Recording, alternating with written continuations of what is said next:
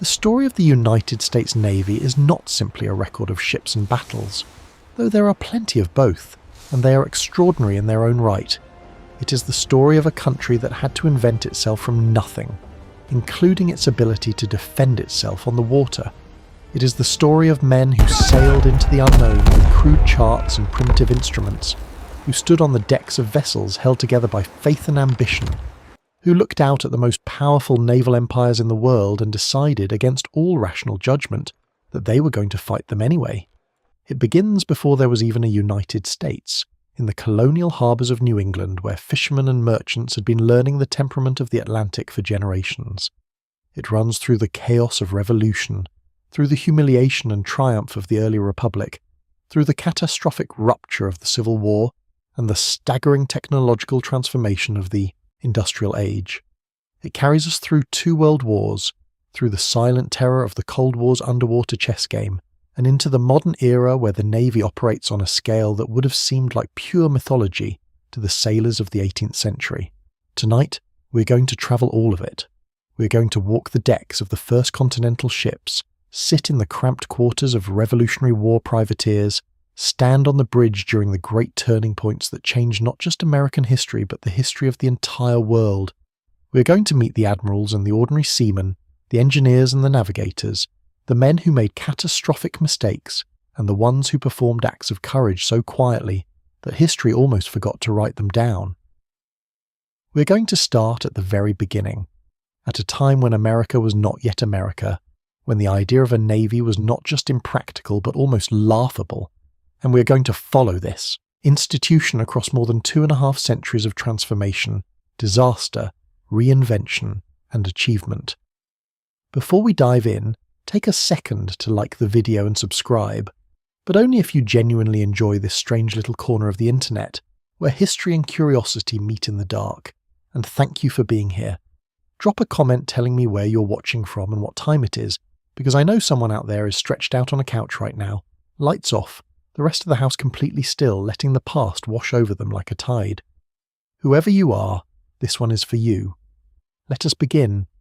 Long before anyone dreamed of a United States Navy, the waters along the eastern coast of North America were already alive with vessels of every kind. The colonial era produced a maritime culture of remarkable sophistication, born not out of military ambition, but out of economic necessity. The colonies had timber in almost incomprehensible abundance, the great forests of New England, white pine, live oak, spruce, grew in varieties and at scales that European shipwrights could only dream about. By the early 18th century, colonial shipyards were producing some of the finest vessels in the Atlantic world. Boston, Newport, Philadelphia, and New York were building ships not just for local trade but for export. English merchants purchased colonial-built vessels because they were cheaper and in many cases better constructed than ships built in Britain itself. This was not an accident. It was the product of generations of accumulated knowledge. The men who built these ships understood the specific demands of the North Atlantic crossing, the shallow harbours of the American coast, the particular stresses that transatlantic commerce imposed on a vessel's hull. They built accordingly, and their reputation spread. The fishing economy was, in many ways, the foundation of everything. The Grand Banks off Newfoundland were among the richest fishing grounds in the known world, and New England fishermen had been working them since the early 17th century. These voyages produced something more valuable than fish. They produced sailors, men who knew how to read weather, how to navigate by the stars, how to work in the brutal conditions of the open North Atlantic. When the time came to fight a naval war, these men would be there. The merchant trade was the other great nursery of maritime skill.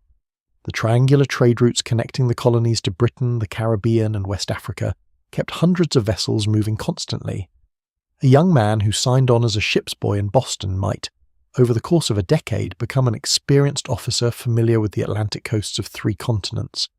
He would know how to keep a ship's log, how to make celestial observations for position, how to handle a crew in heavy weather, how to negotiate in foreign ports. He was, without quite meaning to be, training for naval service. The relationship between these colonial sailors and the British Royal Navy was, to put it diplomatically, complicated. On paper, American colonists were British subjects, and the Royal Navy represented the greatest sea power in the world. In practice, the relationship was frequently hostile. The Royal Navy's practice of impressment, the forcible conscription of sailors from merchant vessels, created a deep and abiding anger in colonial port cities. When a Royal Navy press gang came ashore in Boston or Newport, it was not visiting a friendly population. Men would hide, would fight back, would riot. The Knowles Riot of 1747 in Boston, triggered by impressment, gave a young man named Samuel Adams one of his first experiences of organised popular resistance to British authority. The same undercurrents of resentment that would eventually fuel revolution were already running strong along the waterfront. There were also questions of trade and taxation that the sea made unavoidable. The Navigation Acts which regulated colonial commerce were widely evaded. Smuggling was so common as to be practically an industry, and the men who practiced it were often the same men who later became revolutionary leaders or naval officers. John Hancock, whose name would grace the Declaration of Independence, was one of the most successful smugglers in New England. His sloop Liberty was seized by customs officials in 1768, and the riot that followed was one of the events that pushed Boston toward open confrontation with royal authority. By the early 1770s, the colonies had the maritime infrastructure for war: the ships, the sailors, the yards, the coastal knowledge, but nothing resembling a military navy. What they had instead was a tradition of privateering, of armed merchant vessels operating under government license to prey on enemy commerce. This tradition stretched back to the earliest days of European maritime conflict. Colonial privateers had participated in every major war of the 18th century, preying on French and Spanish shipping whenever Britain and its enemies went to war. They were experienced, they were motivated by profit, and they would prove extremely valuable in the conflict that was coming. The other thing the colonies had was geographic knowledge of extraordinary richness. The bays, inlets, rivers, and coastal waters of the eastern seaboard were mapped in the minds of thousands of men who had spent their lives sailing them. When war came, that knowledge would matter enormously. The British, for all their naval superiority, were operating in waters they did not know. The Americans, for all their naval inferiority, were fighting on home ground, and the water was as much home as the land. It was against this background, this rich, contentious, deeply maritime colonial culture, that the first shots of the Revolution were fired. And almost immediately, even before there was a Continental Navy, the sea began to matter. The date, most often given for the birth of the United States Navy, is October 13th, 1775. On that day, the Second Continental Congress passed a resolution authorizing the fitting out of 2 armed vessels for a period of 3 months. It was, by any measure, a modest beginning. 2 small ships, a 3-month authorization, a rebellion that many people expected to fail within the year. But the context around that resolution tells a more complicated story. The men who voted for it were not naive. They knew what they were doing, and they knew how audacious it was. They were proposing to challenge the greatest naval power in the history of the world with vessels barely larger than fishing boats. They knew that the Royal Navy had hundreds of warships, that it had been the dominant force in Atlantic waters for more than a century, that it had defeated the combined fleets of France and Spain, that its officers and crews were seasoned professionals who had spent their careers learning to fight at sea. Yes, Americans had almost none of that. What they had was desperation, ingenuity, and a small group of men who genuinely believed that a naval force, even a tiny one, could change the character of the war. The driving force behind those first resolutions was Esek Hopkins, who would become the first and, as it turned out, only commander of the Continental Fleet. Hopkins was a Rhode Island sea captain of considerable experience but uncertain temperament. He was 60 years old when he took command, a generation older than most of his officers, with the kind of blunt manner that made enemies as easily as friends. History has not been entirely kind to Hopkins, and some of the reasons for that will become apparent. But in the fall of 1775, he was the man with the job, and the job was essentially impossible. The first ships of the Continental Navy were converted merchant vessels, fast, reasonably seaworthy, but never designed for combat. The Alfred, which became the flagship, was a Liverpool merchantman that had been purchased and hastily fitted with guns. The Columbus, the Andrew Doria, the Cabot, all were commercial vessels pressed into military service, their holds converted to accommodate powder magazines and gun platforms, their crews assembled from the waterfront population of Philadelphia. Among those early crews was a man who deserves particular attention because his story would become one of the foundational legends of American naval history. He was a young Scottish-born sailor who had arrived in the colonies several years earlier under somewhat murky circumstances. He had been born John Paul in Kirkbean, Scotland, in 1747, had gone to sea as a boy, had worked in the slave trade and then the merchant service, and had arrived in Virginia after a series of incidents in the Caribbean, including at least one killing, that made a fresh start seem advisable. In America, he added a new surname, Jones, and sought a commission in the new Continental Navy. He was given the rank of first lieutenant and assigned to the Alfred. John Paul Jones would become the Navy's first great hero, but in the winter of 1775 he was still just a talented, ambitious, and extremely difficult junior officer, learning the peculiarities of his new ship and his new country simultaneously. The Continental Fleet's first significant action came in March of 1776, when Hopkins led his small squadron south to the Bahamas on a mission to capture British military supplies. The raid on Nassau was the first amphibious operation in American naval history, and by the standards of what the Continental Navy would later accomplish, it was relatively successful. The Americans captured substantial quantities of cannon, shot, and military stores, though Hopkins' decision to sail by night past the British frigate HMS Glasgow on the return voyage, allowing her to escape after a confused engagement that damaged several American ships, was widely criticised. This episode illustrated a fundamental problem that would plague the Continental Navy throughout its brief existence. The quality of ship and crew varied enormously. Coordination between vessels was difficult, and the officers, however brave, were often inexperienced in the specific demands of naval warfare. Fighting at sea was not the same as sailing a merchant vessel, even an armed one. It required a different kind of training, a different kind of discipline, a different understanding of how to use wind and current and gunnery in combination. The British understood this, and they exploited it. As the war continued, the Royal Navy tightened its blockade of American ports, made commerce raiding increasingly dangerous, and systematically hunted down Continental vessels. By 1777 and 1778, the Continental Navy had suffered devastating losses. Ships were captured or destroyed, officers were killed or imprisoned, and the difficulty of finding replacements to both vessels and men became acute. And yet the Navy did not simply fail, because the story of the revolution at sea was never really about the Continental Navy alone. It was about privateers. Privateering in the Revolution was conducted on a scale that has no real equivalent in American history before or since. Congress issued letters of marque, legal licenses to prey on British commerce, to hundreds of vessels. These privateers were not part of the Continental Navy. They were private enterprises, funded by merchants and investors, operated by captains whose primary motive was profit. But the effect of their operations on British commerce was devastating. Over the course of the war, American privateers captured or destroyed an estimated 600 British merchant vessels. The insurance rates on British shipping trading to the Caribbean and other vulnerable areas rose to levels that caused genuine hardship to British merchants and real political pressure on the government. The privateers were effective not because they were part of a coordinated strategy, but because there were so many of them, because they were motivated by profit to take risks that naval vessels might have avoided, and because the vast coastline of North America made total British control of the sea essentially impossible.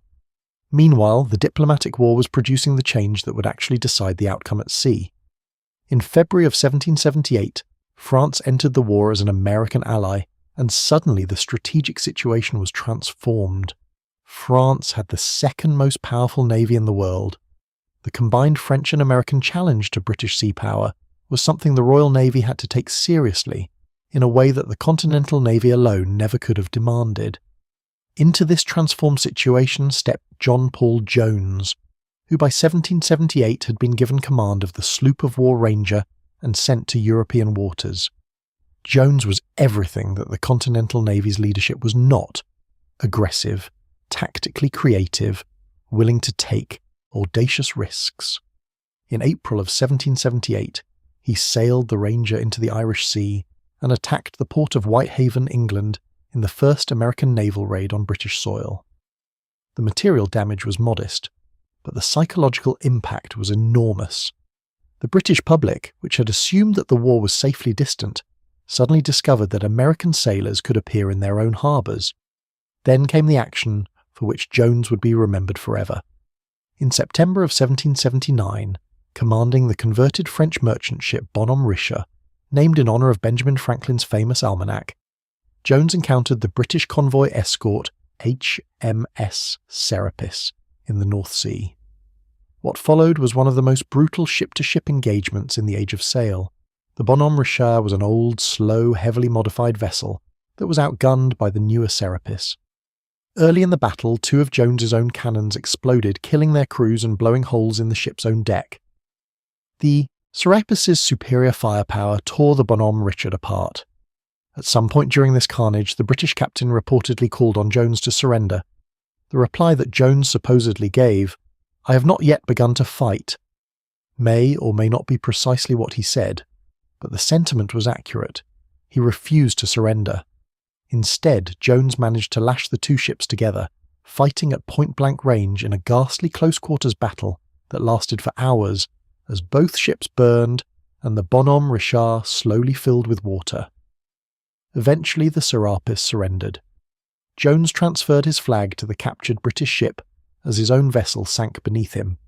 He had won, in one of the most improbable naval victories of the era, and the story spread across Europe and back to America, giving the fledgling nation something it desperately needed: a naval legend, a name, a hero.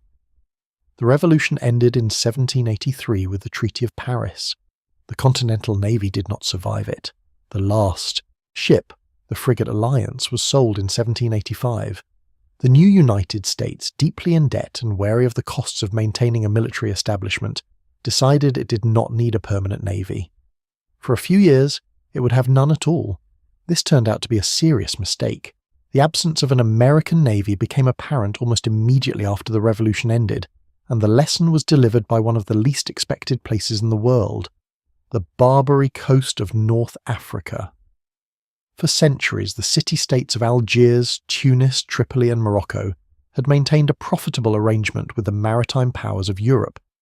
Their corsairs, fast, predatory warships operating under the authority of the regional rulers called beys and deys, preyed on merchant shipping in the Mediterranean.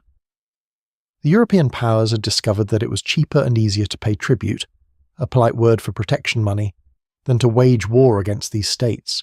As long as you paid, your ships were more or less safe. If you stopped paying, your sailors ended up in chains, and the ransoms demanded for their release could be staggering. American merchants had been protected in Mediterranean waters by their status as British subjects. When American independence ended that protection, the Barbary corsairs took notice almost immediately. In 1785, 2 American merchant vessels were seized by Algerian corsairs. Their crews, 21 men, were enslaved and put to work in Algiers.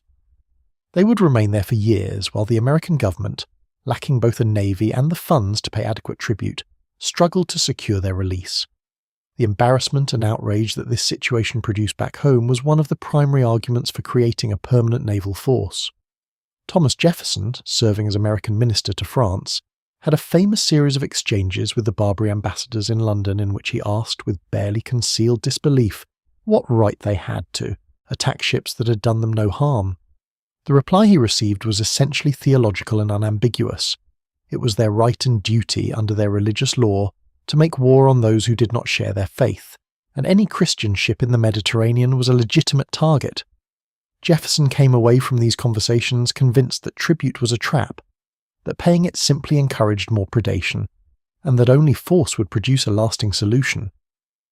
But the newly formed United States government under the Articles of Confederation was almost entirely incapable of organizing a coordinated military response.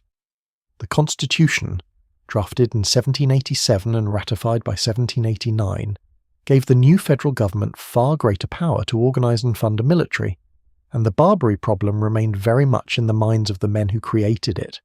Still, the new government moved slowly on the question of a navy. The debate was essentially political. Northerners, particularly from New England with its commercial maritime culture, tended to favour a navy.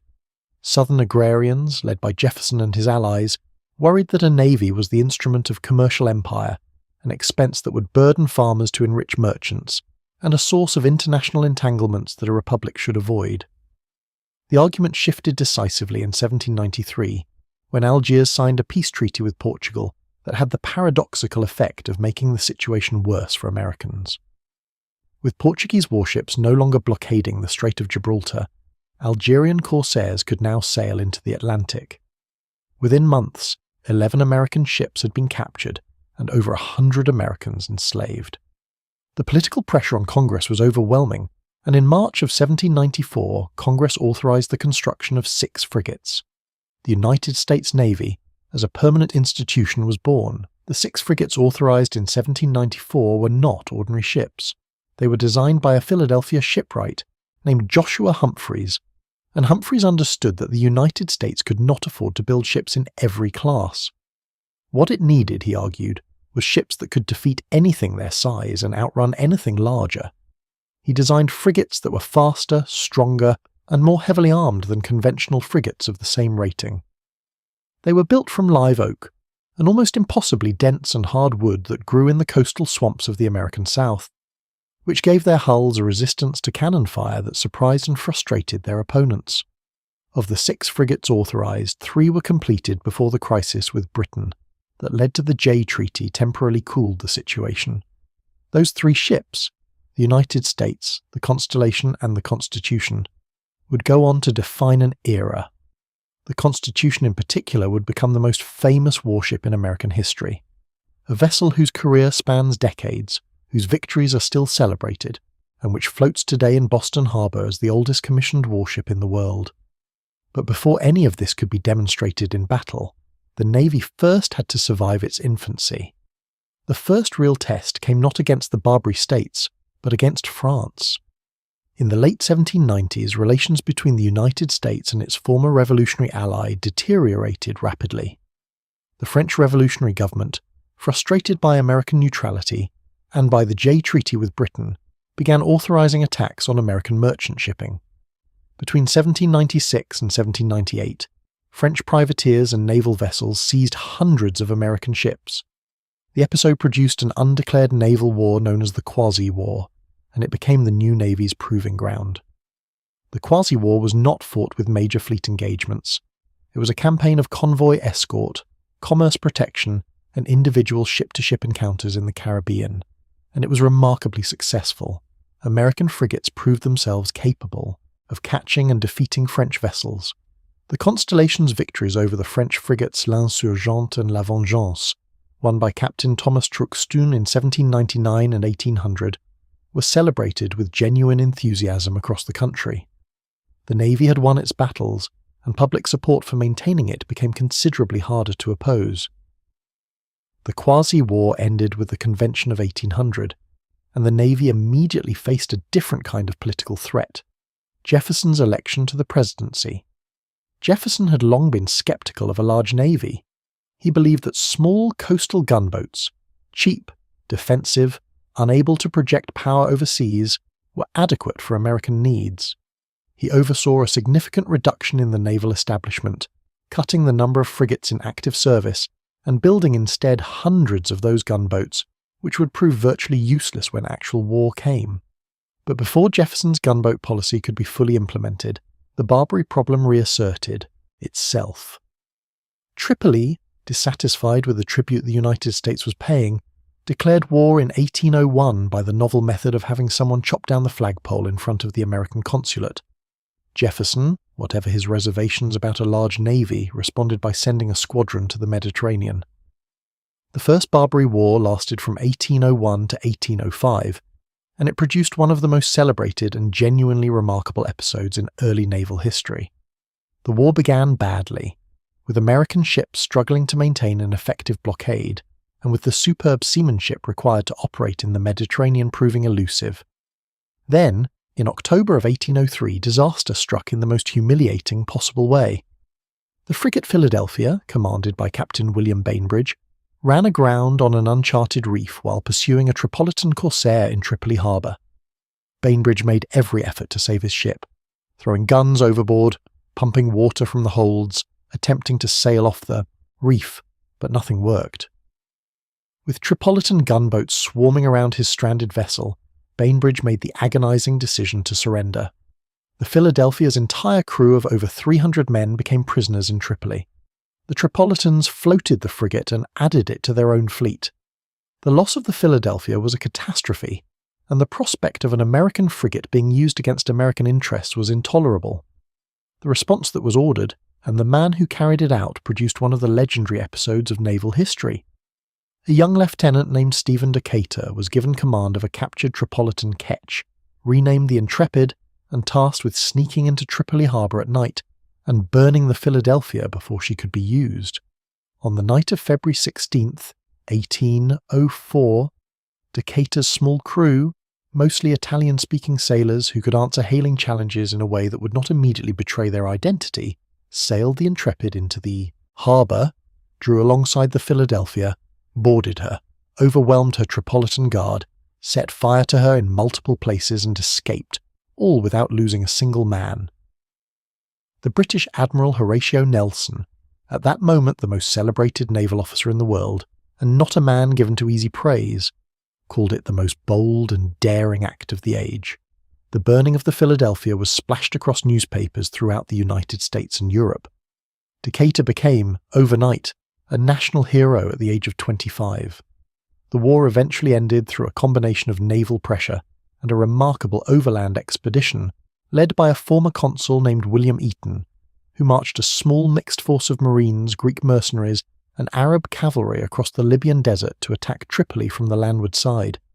It was the shores of Tripoli commemorated in the Marines' hymn, and the treaty that ended the war, while imperfect, represented a significant American success. The Barbary experience had confirmed what Jefferson's theorists had doubted, that the United States needed a capable naval force that could project power far from the American coast. That lesson would be tested again almost immediately in the first Great War of the young Republic's history. There is a story told about the officers of the Royal Navy in the summer of 1812, and it speaks to the essential character of what was about to happen.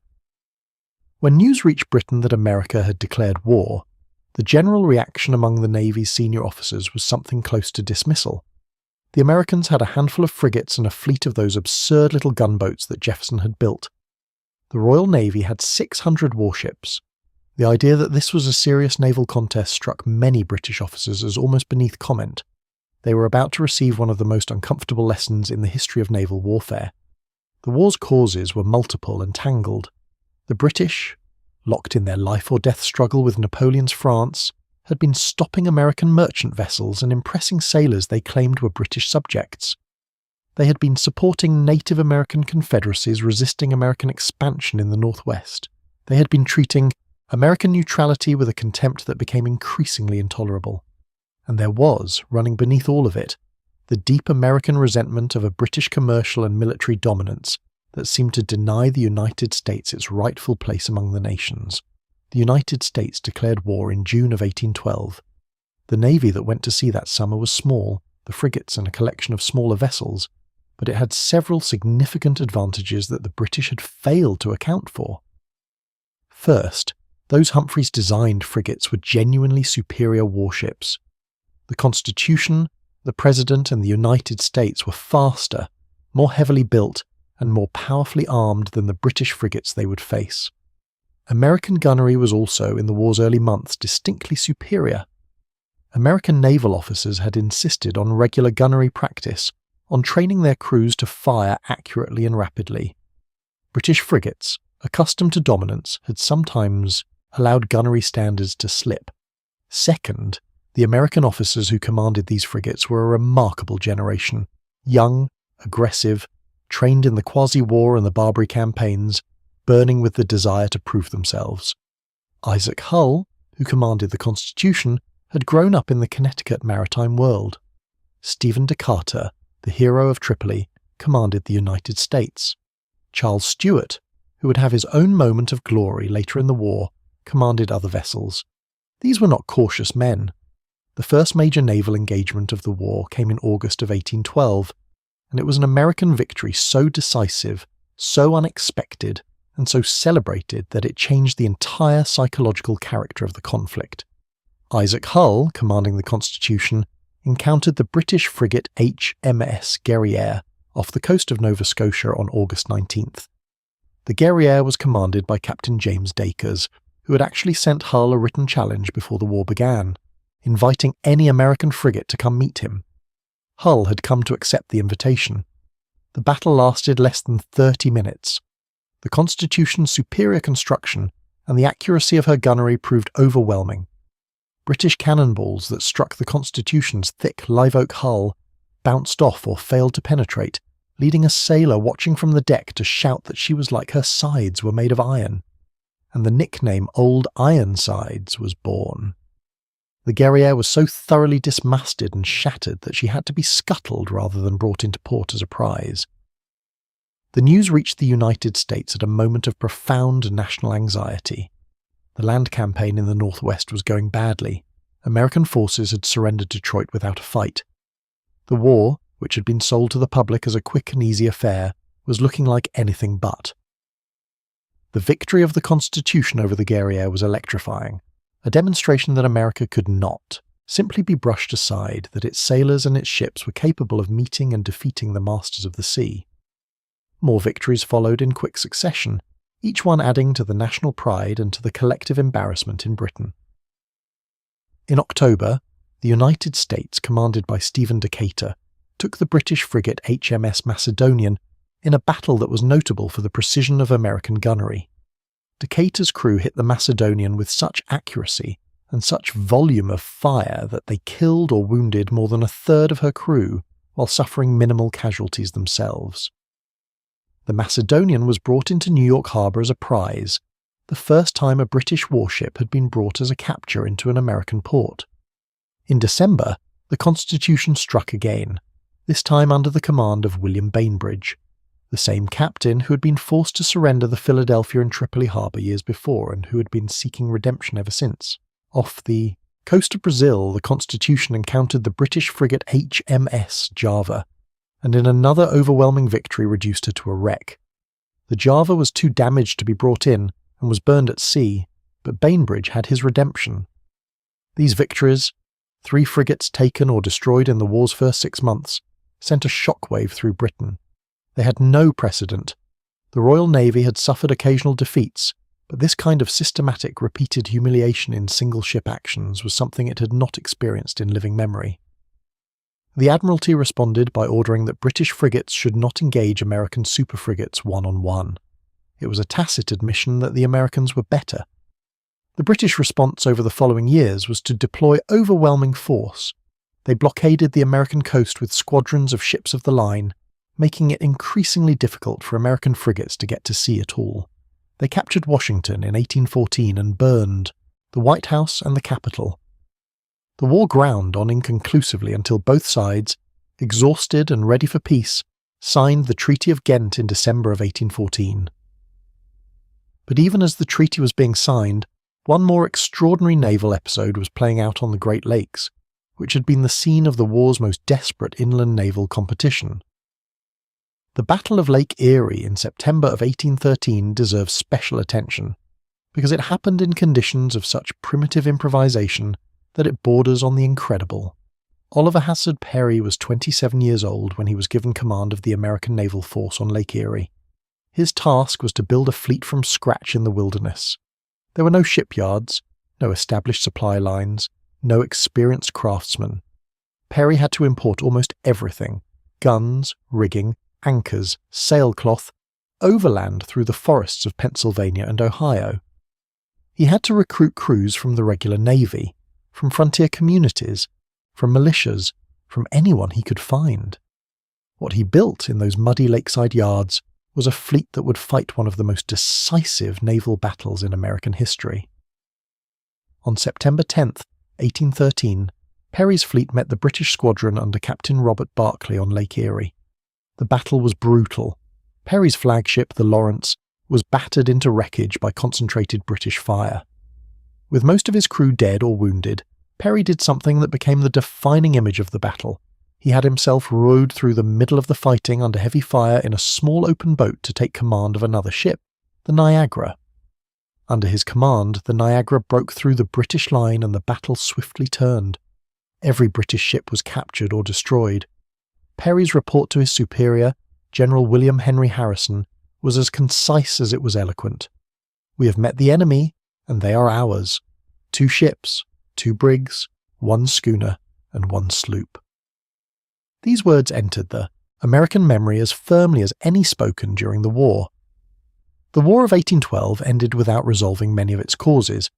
Impressment had already been declining as the Napoleonic Wars wound down, and the peace treaty essentially restored the pre-war situation.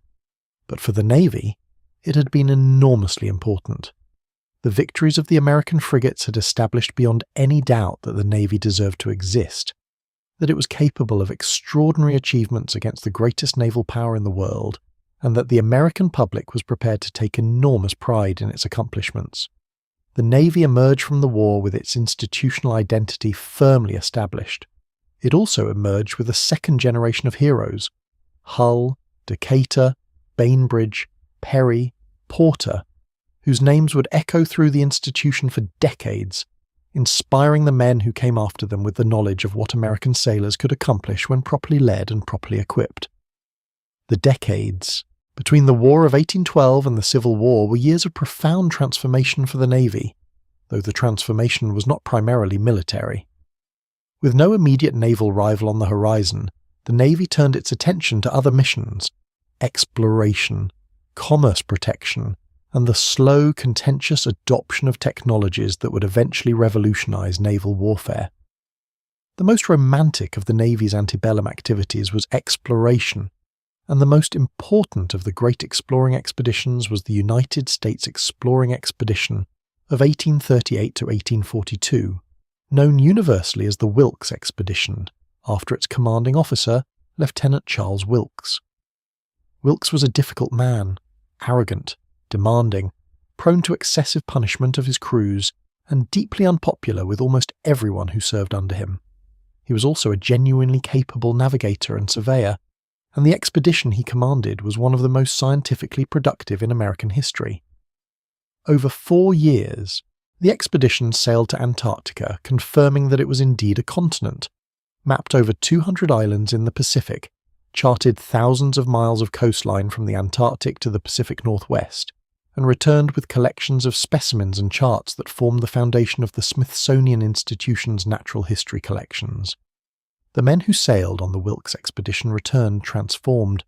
They had seen the world at its most extreme: the ice-clad desolation of Antarctica, the gorgeous complexity of the Pacific Island world, the vast emptiness of the Southern Ocean. Many of them would go on to distinguished careers in both the Navy and in civilian science. The expedition demonstrated that naval officers were not merely soldiers of the sea, but could be scientists, explorers, and diplomats. Meanwhile, the technological revolution that would transform warfare at sea was gathering momentum.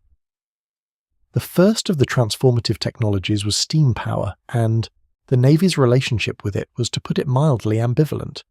The first steam-powered naval vessel, the Demologos, had been designed by Robert Fulton during the War of 1812, but she was completed after the war ended and never saw action.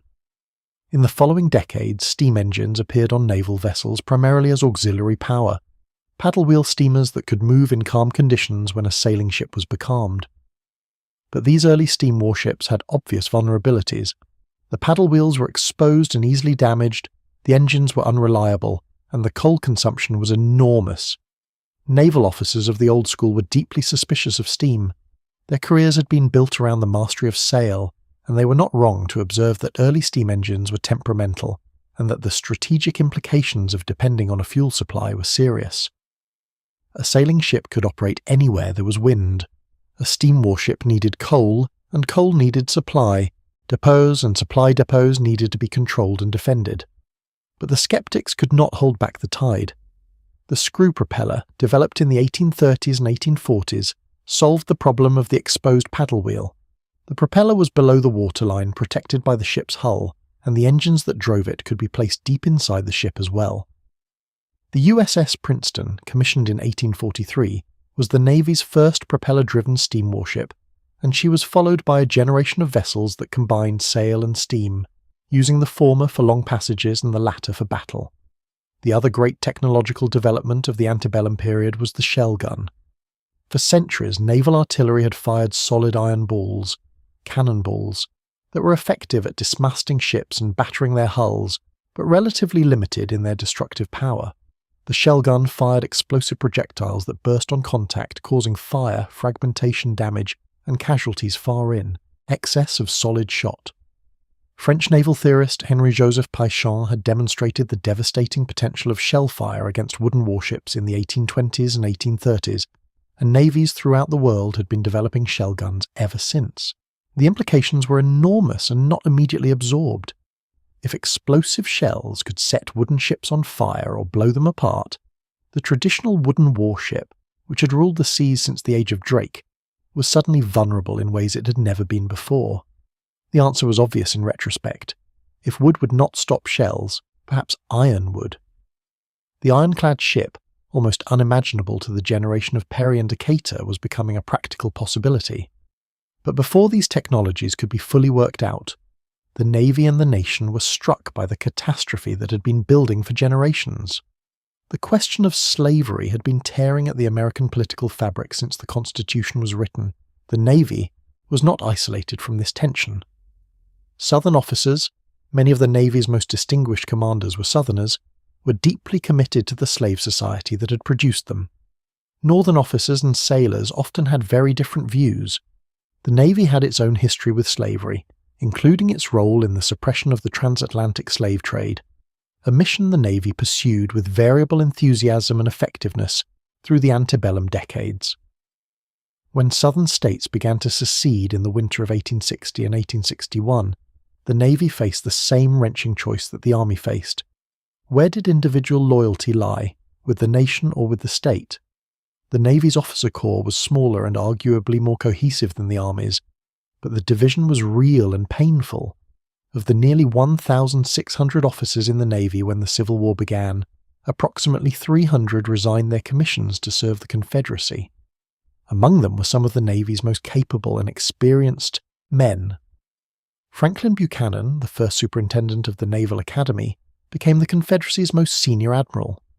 Raphael Semmes, a skilled officer who had distinguished himself in the Mexican War, became the commander of the most successful commerce raider in American history.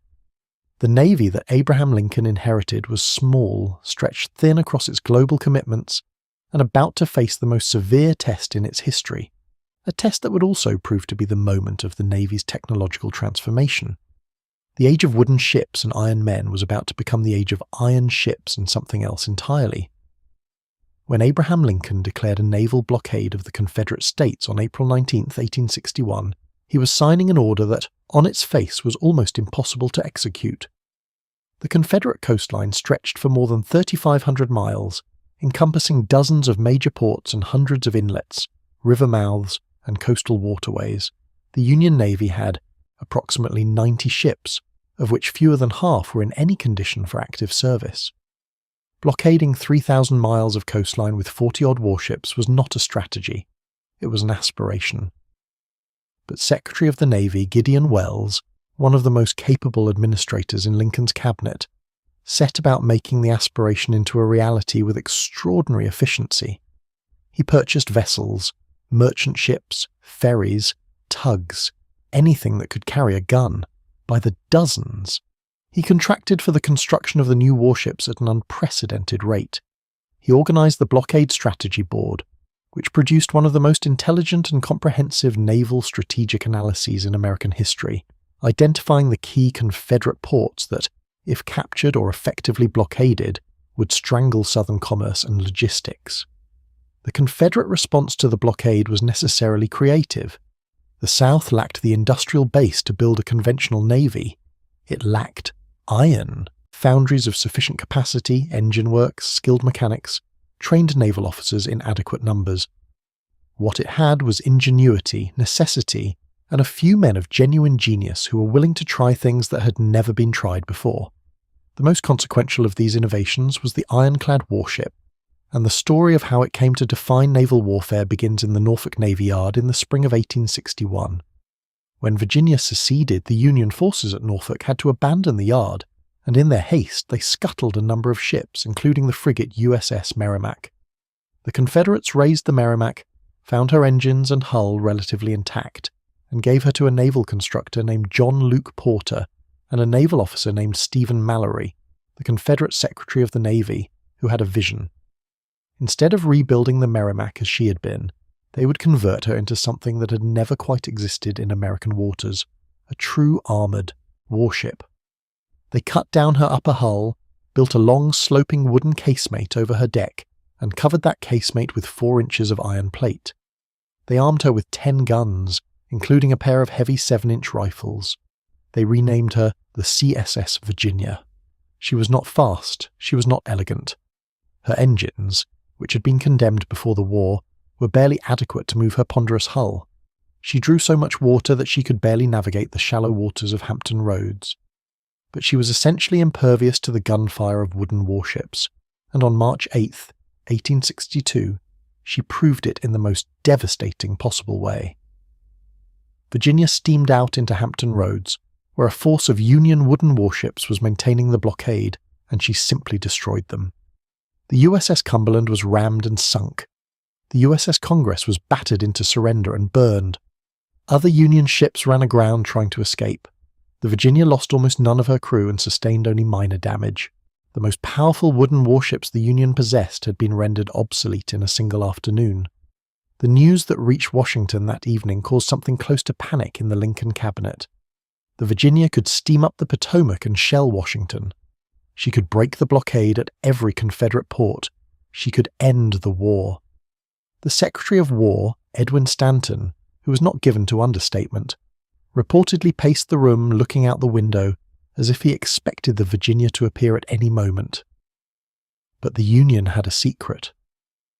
On the same night that the Virginia was wrecking the Union wooden fleet, a strange vessel was arriving in Hampton Roads after a harrowing journey down the coast from New York. She was the USS Monitor, designed by a Swedish-American engineer named John Ericsson, and she looked like nothing that had ever sailed the world's oceans. The Monitor was essentially a flat iron raft with a single revolving gun turret mounted on top. She had minimal freeboard. She rode so low in the water that in any kind of sea she was nearly awash. She was almost entirely underwater, with only the turret and a pilot house visible above the surface. Her sailors called her a cheese box on a raft, and the nickname captured her appearance perfectly while entirely missing her significance. On the morning of March 9th, 1862, the Monitor steamed out to meet the Virginia, and the world's first battle between ironclad warships began. The engagement lasted for hours and ended inconclusively. Neither ship could significantly damage the other. The Monitor's guns could not penetrate the Virginia's armour at the ranges they fought, and the Virginia's guns could not sink the Monitor, though a shot that struck the Monitor's pilot house temporarily blinded her commander, Lieutenant John Worden. The tactical result was a draw. The strategic result was a Union victory, because the Virginia never again threatened the Union fleet with anything like the devastation she had caused on March 8th.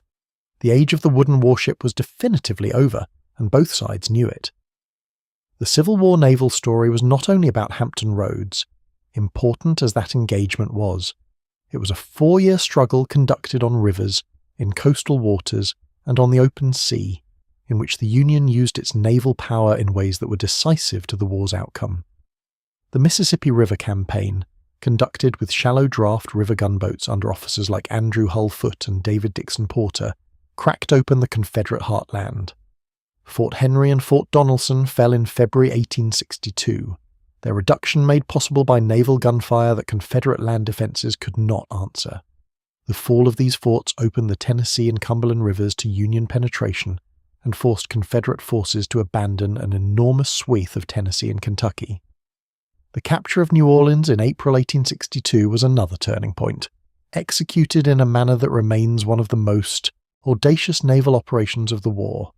Flag Officer David Farragut, who had grown up in the antebellum Navy and was already nearly 60 years old when the war began, was given the task of running past 2 Confederate forts guarding the river approaches to New Orleans and destroying the Confederate naval force beyond them. Conventional wisdom said it could not be done. The forts were powerful, the Confederate vessels included the ironclad Louisiana, and the river itself, with its current and its fire rafts and its chain barricade, presented obstacles that seemed insuperable. Farragut decided to try anyway. In the pre-dawn hours of April 24, 1862, he led his fleet in column past the forts in a running battle that was, by all accounts, one of the most spectacular and terrifying scenes in the history of naval warfare. The river was on fire. The forts were blazing with cannon fire. Ships were struck, set ablaze, driven out of line. Farragut himself lashed himself to the rigging of his flagship so he could see above the smoke. He made it through. New Orleans fell 2 days later, closing the Confederacy's largest port and cutting off a vital artery of commerce and supply. It was one of the most consequential naval victories in American history. Farragut's greatest moment came 2 years later, at the Battle of Mobile Bay in August 1864. Mobile was the last major Confederate port on the Gulf Coast, protected by powerful forts and, the detail that made the operation particularly dangerous, a minefield. When his fleet steamed into the bay and the lead monitor, the USS Tecumseh, struck a mine and plunged to the bottom in seconds, the Union column began to falter. From the rigging of his flagship, lashed in place as always, Farragut reportedly shouted the order that has been remembered ever since. "Damn the torpedoes, full speed ahead!" He ordered his flagship to take the lead, steering directly through the minefield. The rest of the fleet followed. Most of the mines failed to explode, and the fleet broke through into the bay. Mobile's naval defences collapsed shortly afterward. The Confederate response to Union naval power produced one more remarkable innovation: the submarine. The CSSHL, Hunley, was a hand-cranked underwater vessel, cigar-shaped, powered by 8 men turning a crankshaft. She was dangerous to operate. She sank twice during her development, drowning several crews, including the inventor Horace Hunley himself.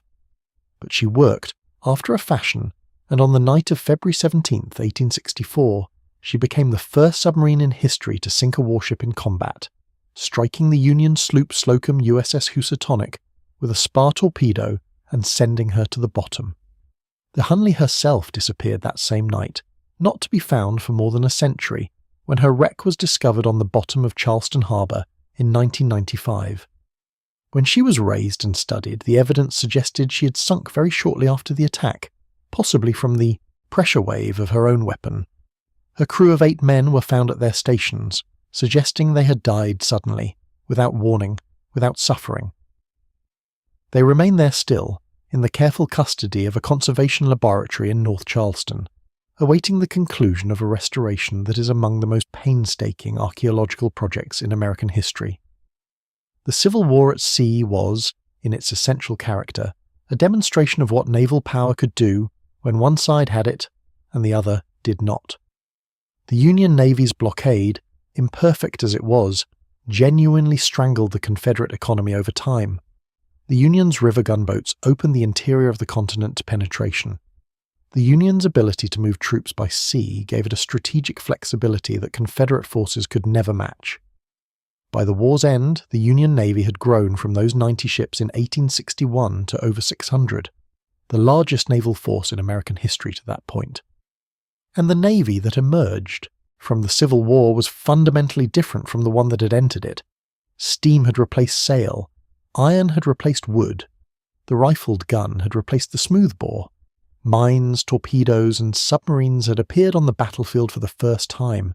The naval officers who had begun their careers on the decks of wooden frigates, thinking in the categories of the age of sail, had watched as their entire world was rendered obsolete. In the years immediately after the Civil War, the Navy fell into a state of almost willful neglect. The country was exhausted, the government was focused on reconstruction, and the Navy's wartime expansion had left it with an enormous fleet of vessels, most of them obsolete before the war even ended, that were expensive to maintain and strategically pointless. The great ironclads and river gunboats were decommissioned and left to rot at anchor.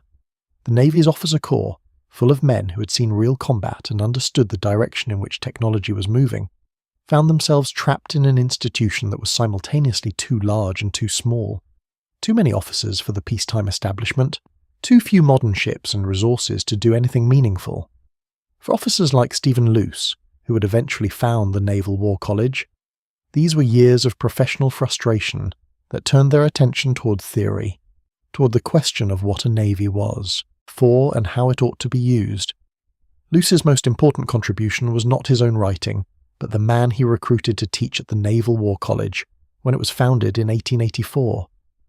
Alfred Thayer Mahon was a naval officer of middling professional distinction but extraordinary intellectual gifts, and his assignment to the War College gave him the opportunity and the necessity to think systematically about sea power for the first time. The result was The Influence of Sea Power Upon History, published in 1890. Mahon's argument, stripped to its essentials, was straightforward and enormously influential. Nations with great sea power, the ability to control the ocean trade routes, dominated the world. Britain was the supreme example. Its naval mastery had allowed it to build the greatest commercial and colonial empire the world had known. For the United States to achieve its destiny as a great power, it needed to follow Britain's model, build a powerful battle fleet capable of defeating enemy fleets in decisive engagements, establish overseas bases to support that fleet, and develop the commercial and colonial network that would justify and sustain naval power. Mahon's book was read not only in America, but throughout the world. Kaiser Wilhelm II of Germany claimed to be reading it constantly. The British Admiralty studied it carefully. Japanese naval officers translated it and made it a foundational text in their professional education. It became one of the most influential works of strategic theory of the 19th century, and its influence on the building of the American Navy in the 1890s was direct and decisive. The Navy's material transformation had actually begun in the early 1880s, when Congress authorized the construction of the so-called ABCD ships, the Atlanta, Boston, Chicago, and Dolphin, which were the first modern American warships built from the keel up with steel hulls and modern machinery. They were not particularly powerful ships, but they were the foundation on which the new Navy would be built. Over the next 15 years, the Navy received a succession of increasingly capable vessels. The battleships of the Maine and Texas class, the powerful Indiana-class battleships, and culminating in the majestic USS Iowa. These were ships designed along Mahanian lines to fight and win fleet engagements against serious opponents. They were armed with heavy rifled guns in rotating turrets, protected by thick steel armour and driven by powerful steam engines. They were a world apart from the Civil War monitors and even from the experimental vessels of the 1870s. The men who designed and built these ships, and the officers who were learning to command them, were creating a new kind of navy with a new strategic purpose. The question of when and where that purpose would first be demonstrated was answered in dramatic fashion in 1898. Cuba had been in rebellion against Spanish rule since 1895, and the rebellion was characterized by brutality on the Spanish side that generated enormous sympathy in the United States and enormous political pressure on the McKinley administration. The sinking of the USS Maine in Havana Harbor on February 15, 1898, with the loss of 266 lives, provided the immediate catalyst for war. Whether the explosion that destroyed the Maine was caused by Spanish action, by Cuban rebels seeking to draw the United States into the conflict, or by an accident in the ship's own magazine. And serious historical opinion has favoured accident for decades. The American public was told it was sabotage, and the pressure for war became irresistible. The Spanish-American War lasted barely 4 months, and its naval dimensions were decided in 2 actions that were remarkable for their one-sidedness. The first was at Manila Bay in the Philippines on May 1st, 1898. Commodore George Dewey, commanding the Asiatic Squadron, had been quietly positioned for months to strike the Spanish fleet in the Pacific if war came. When war was declared, Dewey steamed from Hong Kong to the Philippines and entered Manila Bay on the night of April 30th. At dawn on May 1st, he began his attack on the Spanish fleet anchored at Cavite. The result was catastrophic for Spain. The Spanish ships were old, in poor repair, poorly armed, and commanded by officers who had no realistic hope of victory. Dewey's squadron systematically destroyed every Spanish vessel in the bay, killing or wounding about 400 men without losing a single American vessel. American casualties were 7 men wounded. It was less a battle than an execution. The second was at Santiago de Cuba in July, where Admiral Pascual Cervera's Spanish squadron, which had been bottled up in the harbour by the American blockade, made a desperate attempt to break out. The American squadron, commanded by Admiral William Sampson and Commodore Winfield Scott Schley, was waiting. The resulting battle was similarly one-sided. Every Spanish ship was destroyed or captured. Spanish casualties numbered in the hundreds killed and wounded.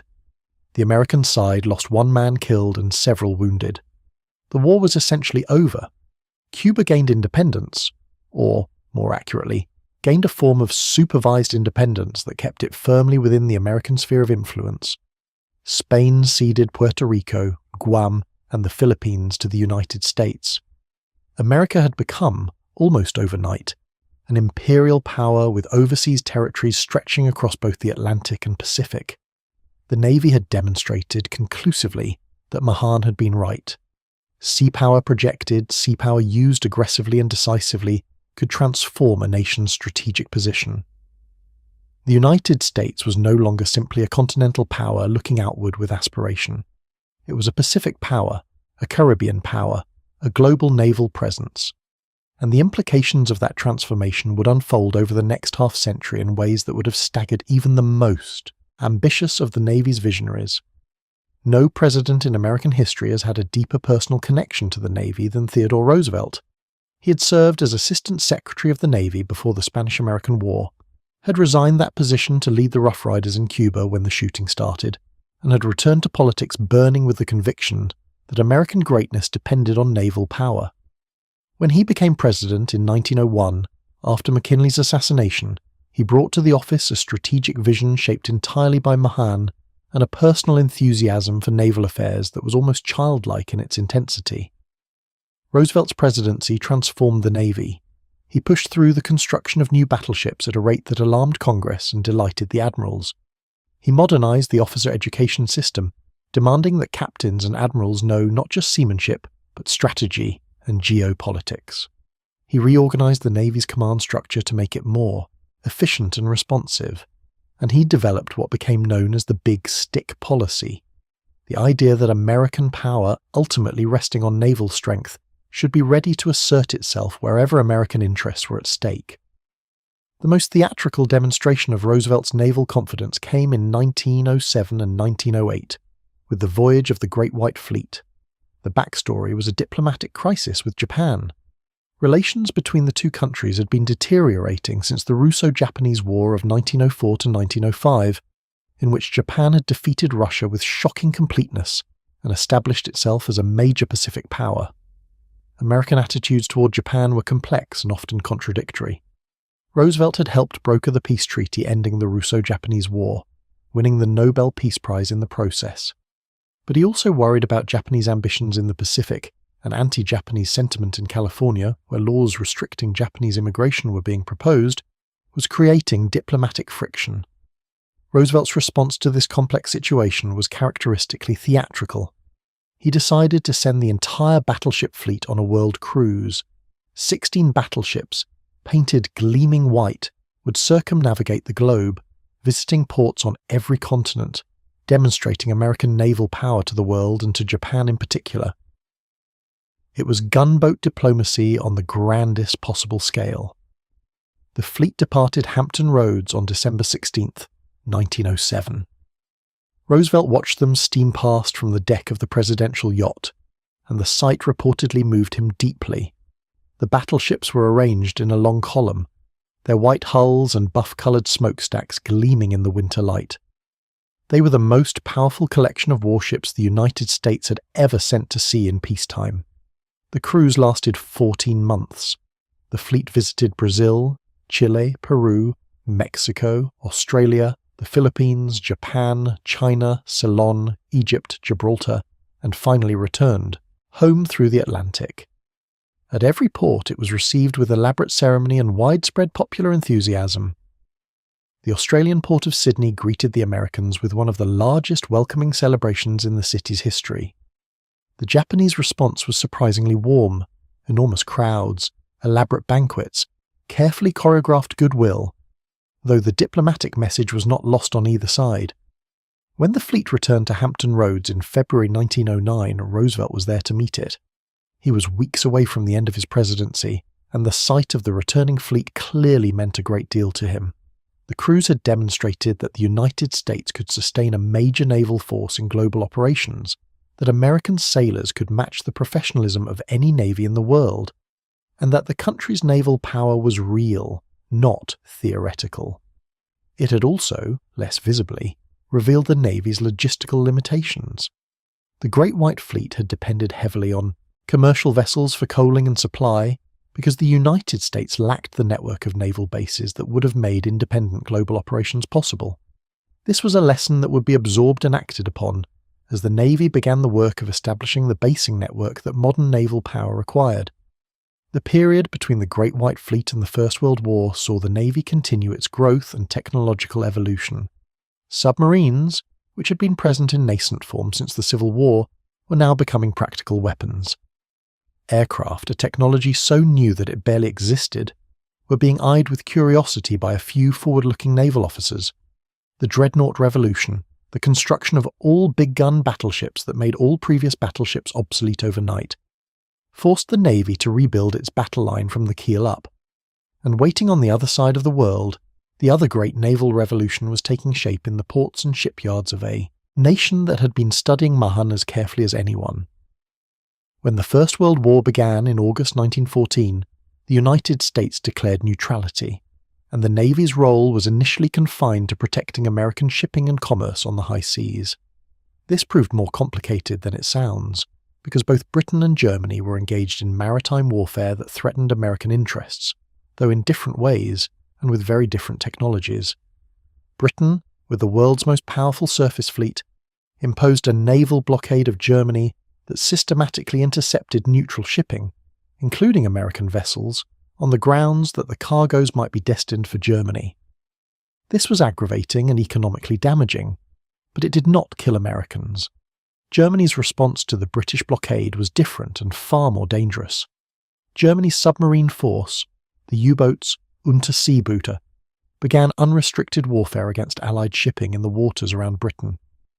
The technology of the submarine had advanced dramatically since the Civil War era. The modern U-boat was a capable, relatively long-range weapon that could operate submerged, attack without warning, and disappear before counterattack was possible. The problem, from Germany's perspective, was that distinguishing Allied from neutral shipping was difficult and time-consuming, and the commanders of U-boats, operating under orders to sink Allied commerce, could not always be certain what they were attacking. On May 7, 1915, a German U-boat sank the British liner RMS Lusitania off the southern coast of Ireland. She sank in 18 minutes, taking 1,198 people to the bottom, including 128 Americans. The Lusitania had been carrying munitions as well as passengers, a fact that Germany used to justify the attack, and that historians have debated ever since. But the killing of American civilians produced an explosion of outrage in the United States. President Wilson's response was to protest, vigorously, but not go to war. Germany temporarily modified its submarine warfare practices to avoid further incidents with neutral shipping. But the fundamental tension remained, and in early 1917, Germany made the fateful decision to resume unrestricted submarine warfare, calculating that it could bring Britain to its knees before American intervention could change the outcome. The United States entered the war in April 1917, and the Navy immediately faced its central challenge. The German submarine campaign was sinking Allied shipping at a rate that threatened to actually starve Britain into submission. In the first months of 1917, U-boats were sinking roughly 900,000 tons of Allied shipping per month. At that rate, Britain would run out of food and supplies within months. The solution that saved the situation, and with it, the Allied cause, was the convoy system. The Navy's Rear Admiral William Sims, sent to Britain to coordinate with the Royal Navy, found that the British Admiralty had been stunned stubbornly resisting the convoy approach for months, preferring to hunt submarines with patrol vessels. Sims, working with his British counterparts and facing enormous political pressure from London, helped convince the Admiralty to adopt convoys. The principle was simple. Rather than having merchant ships cross the ocean individually, making them easy prey for waiting submarines, group them together in large convoys protected by destroyers and other escort vessels. The escort ships could hunt submarines. The concentrated defence made individual merchant ships much harder to attack, and the vast ocean made it difficult for submarines to find convoys at all. The results were dramatic. As the convoy system was implemented through 1917 and into 1918, the rate of shipping losses fell substantially. The U-boats were still dangerous, still deadly, but they were no longer winning. American shipbuilding was simultaneously working to replace the vessels that had been lost, launching merchant ships at a rate that outpaced the losses. By the second half of 1917, the crisis had been contained, if not resolved. American destroyers, which proved ideal for the convoy escort mission, were deployed to European waters in large numbers. The naval railway guns, enormous weapons mounted on railway carriages and operated by Navy crews, were deployed in France to shell German positions. The Navy's aviation units, still primitive, began to develop the doctrine and techniques that would eventually make naval aviation decisive. The war ended in November 1918, and the Navy's role in it had been primarily logistical, keeping the transatlantic lifeline open, transporting 2 million American soldiers to France, rather than the decisive fleet engagement that Mahan had theorized. The great battleship duel that everyone had anticipated, the American and British battleships fighting the German high seas fleet to a final decision, never happened. The Germans kept their fleet in harbour, and the U-boat campaign, not surface fleet action, had been the central naval story of the war. This experience forced a reassessment. If the great naval war of the century had been decided not by battleships fighting in line, but by submarines and convoy escorts and the control of the North Atlantic sea lanes, what did that mean for the future of naval strategy? The answer to that question would not be fully apparent until the next war. But the question was being asked, and the asking of it shaped the Navy's development in the years between the wars. The period between the world wars was one of the most intellectually fertile and practically challenging in the Navy's history.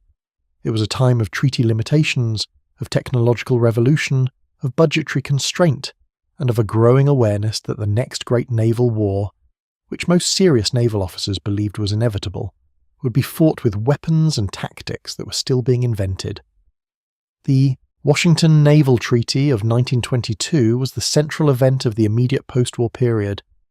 The great powers, Britain, the United States, Japan, France, and Italy, agreed to limit the size of their battle fleets, establishing ratios of tonnage that were intended to prevent another expensive naval arms race like the one that had preceded the First World War. The United States and Britain were allotted equal tonnages. Japan received 60% of the American allocation, a formula that the Japanese initially accepted and later resented deeply. The treaty also had a provision that would have enormous strategic consequences. It prohibited the fortification of certain Pacific Island possessions. The Philippines, Wake, and Guam, American territories that might otherwise have been developed as strong naval bases, were restricted in their defences. This provision made strategic sense to the treaty negotiators, who thought it reduced the risk of conflict by removing potentially provocative military build-ups.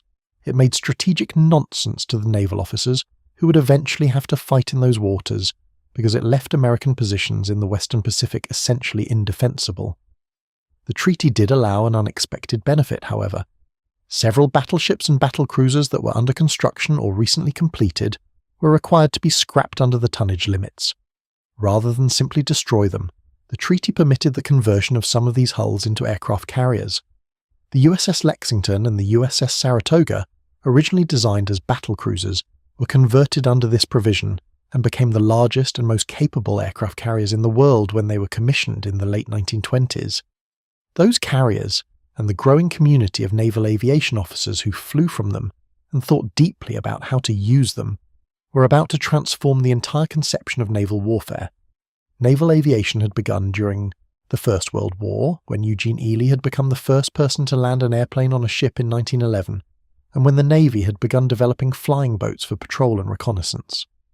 But in the 1920s and 1930s, a group of officers at the Naval War College and in the aviation community were working out the implications of the carrier in a way that would fundamentally change how wars at sea were fought.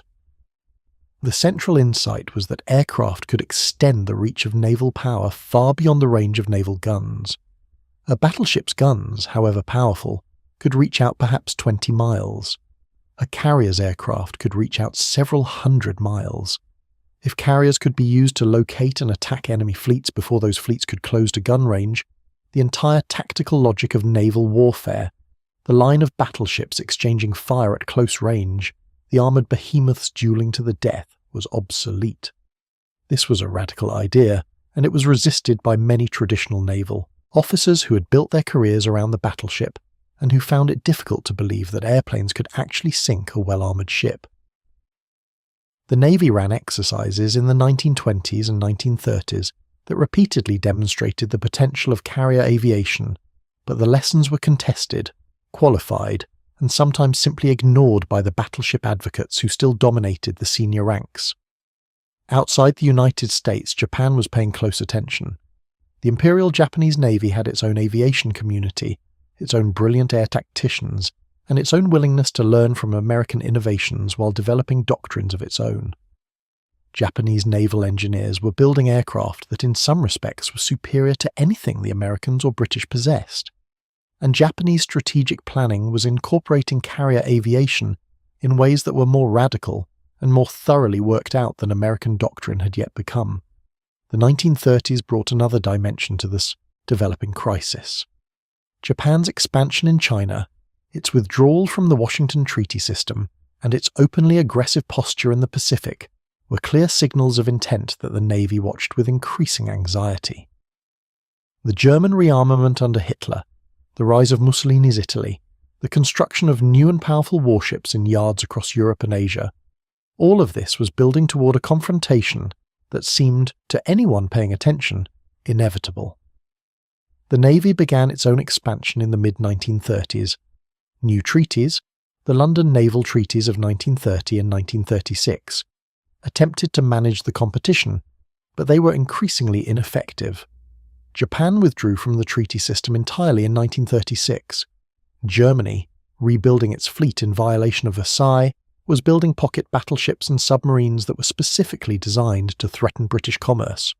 The man who would command the United States fleet through the coming crisis was not yet fully known, but the generation of officers who had spent the interwar years thinking, studying and preparing, Chester Nimitz, Ernest King, Raymond Spruance, William Halsey, among others, was about to be tested in ways that none of the war games and fleet exercises could entirely have prepared them for. On the morning of December 7th, 1941, the testing began. The attack on Pearl Harbor has been described so many times, in so many books and films and documentaries, that it risks becoming almost abstract, a collection of familiar images rather than a catastrophe of almost incomprehensible human dimension. The fleet that lay at anchor in Pearl Harbor on the morning of December 7th was one of the most powerful concentrations of American naval power ever assembled in peacetime. 8 battleships, numerous cruisers and destroyers, over 200 aircraft ashore. The men sleeping aboard those ships and in the barracks ashore were sailors and airmen and marines, young men from every corner of the country, most of them unaware that hundreds of aircraft from a Japanese carrier force had already launched and were at that moment crossing the mountains of Oahu. The attack was a masterpiece of planning and execution, conceived by Admiral Isoroku Yamamoto and executed by the naval aviators of the 1st Air Fleet under Vice Admiral Chuichi Nagumo. 6 carriers, Akagi, Kaga, Soryu, Hiryu, Shokaku, and Zuikaku, had crossed the North Pacific under radio silence, avoiding the normal shipping lanes, to arrive at their launch position 300 miles north of Oahu. Their aircraft, 353 in 2 waves, were the finest carrier air arm in the world, flown by men who had spent years training for exactly this mission. The first wave hit Pearl Harbor at 7:48 in the morning. The USS Arizona was struck by a modified armor-piercing bomb that penetrated to her forward magazine and detonated it. The explosion was so violent, a column of fire and smoke that rose hundreds of feet in the air, that it killed nearly 1,000 men in seconds. The Arizona settled to the bottom of the harbour in less than 9 minutes. She remains there today, her oil still seeping from her hull after 8 decades, one of the most visited war memorials in the world. The Oklahoma capsized when hit by multiple torpedoes, trapping hundreds of men beneath her overturned hull. Rescue workers spent days cutting through her hull to reach survivors. The West Virginia and California sank. The Nevada, hit by bombs and torpedoes, managed to get underway, the only battleship to do so, and was intentionally grounded near the harbour entrance to prevent her from being sunk in the channel. The numbers tell part of the story. 2,403 Americans killed, 1,178 wounded, 8 battleships sunk or damaged, 3 cruisers, 3 destroyers, and 3 smaller vessels hit. 188 aircraft destroyed, most of them on the ground. In terms of ships and men, it was the worst day in the history of the United States Navy. But the Japanese attack achieved less than its architects had hoped, and American mythology has sometimes suggested. The 3 American aircraft carriers assigned to the Pacific Fleet, the Enterprise, the Lexington, and the Saratoga, were not at Pearl Harbor that morning. Enterprise and Lexington were at sea delivering aircraft to Midway and Wake Island. Saratoga was on the west coast. If Yamamoto's intention had been to cripple American naval power in the Pacific, he had missed the ships that would prove decisive. The oil storage tanks at Pearl Harbor, which held 4.5 million barrels of fuel, the entire operational reserve of the Pacific Fleet, were not attacked. If they had been destroyed, the Navy might have been unable to operate in the Pacific for months. The dry docks that were the repair facilities of the fleet were not damaged. The battleships sunk in the shallow harbour would most of them be raised, repaired, and returned to service. These were not smaller missions, and they would matter enormously in the months to come. But none of that was apparent on the afternoon of December 7th, 1941, as rescue workers pulled bodies from the harbour and the smoke of burning ships still hung over the island. What was apparent was that America was at war, and that the war would be unlike anything the country had ever faced. President Roosevelt addressed Congress the following day and called December 7th a date which will live in infamy. The vote for war was virtually unanimous. Only one member of Congress, Representative Jeanette Rankin of Montana, who had also voted against American entry into the First World War, voted no. The Navy that went to war in December 1941 was a different organisation from the one that had been attacked. The shock of Pearl Harbor, the anger, the determination, the sense of having been stabbed in the back, all of this concentrated American purpose in ways that the comfortable pre-war years never could. The interwar debate between battleship advocates and aviation enthusiasts was settled instantly by events. The battleships were on the bottom, and the carriers were at sea. Whatever naval strategy was going to be built for this war, it was going to be built around the carrier. Admiral Chester Nimitz arrived in Pearl Harbor on Christmas Day, 1941, to take command of the Pacific Fleet. He walked the docks, looked at the wreckage, met his officers, and communicated by his demeanour something that the shattered command needed to see: steadiness, intelligence, and the conviction that the war was going to be won. He was right, but the path would be brutal and long. The first months of 1942 were desperate for the United States Navy in the Pacific. Japan was advancing on every front. The Philippines fell, with the surrender of American forces at Bataan, and Corregidor representing the largest American military capitulation in history. Wake Island, Guam, and the Dutch East Indies fell. The Japanese perimeter expanded until it stretched from Burma to the Gilbert Islands, an empire of conquest that seemed to grow almost without effort. Into this darkness came a raid that, in strategic terms, accomplished almost nothing, but in psychological and moral terms meant everything. Lieutenant Colonel James Doolittle, an Army Air Forces officer, proposed to launch medium bombers from a Navy carrier to bomb Tokyo. The scheme was barely feasible. The B-25 Mitchell bombers were far too large for normal carrier operations. They could take off, but they could not land on a carrier deck. The plan was for the bombers to take off from the carrier USS Hornet, bomb their targets in Japan, and then fly on to airfields in China. On April 18th, 1942, 16 B-25s lifted off the Hornet's deck in heavy seas, 500 miles further from Japan than planned because they had been spotted by a Japanese patrol vessel. Every bomber made it to Japan. Tokyo was bombed. So were Yokohama, Kobe and Nagoya. The material damage was negligible. The psychological impact was seismic. In Japan, the raid demonstrated that the homeland was vulnerable to attack, that the military leaders who had promised security were fallible.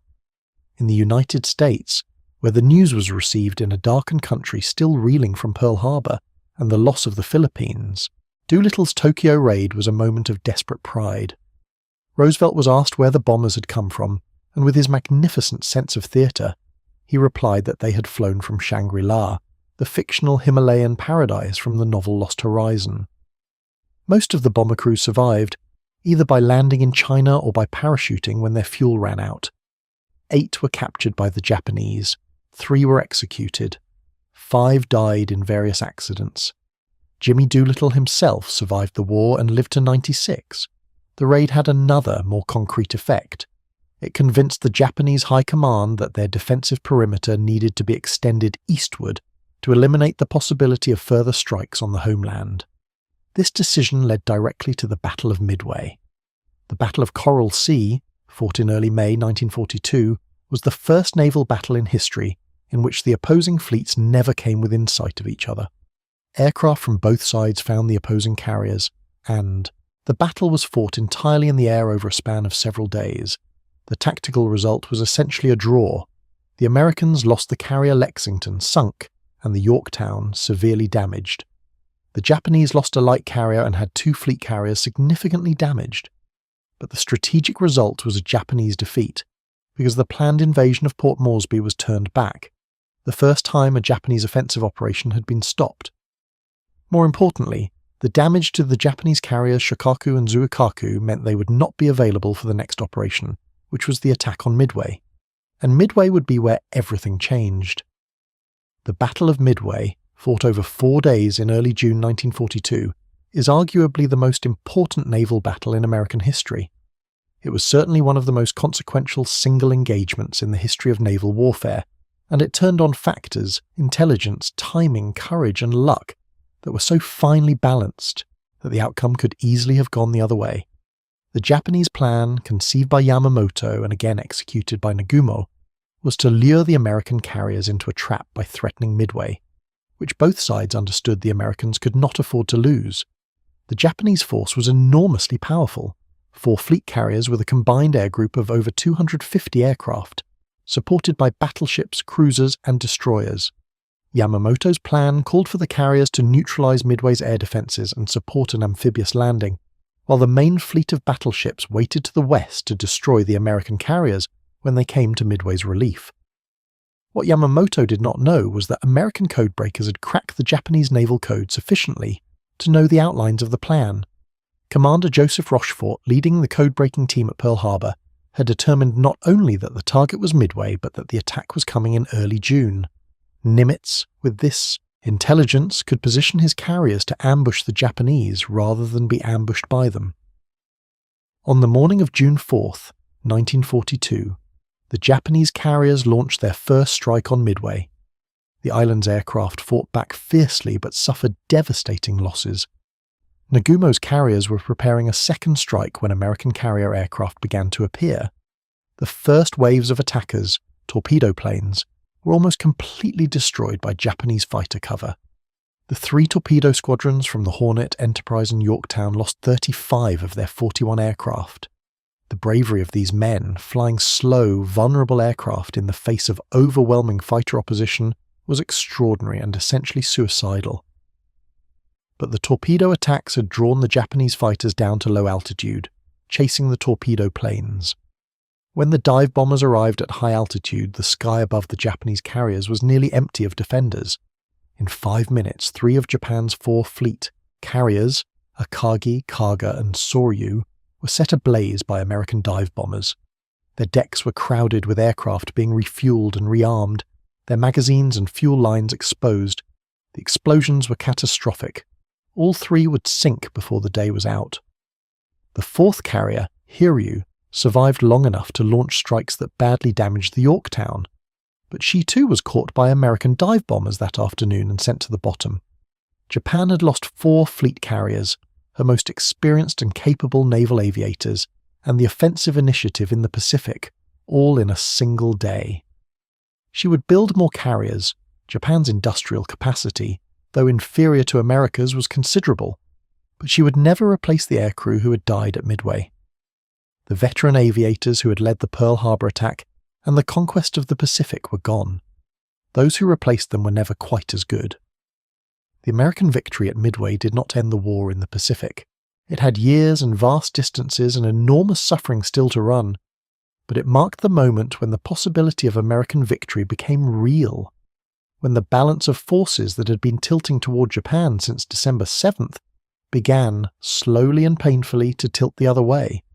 For the Navy, Midway was both a triumph and a demonstration of how much remained to be done.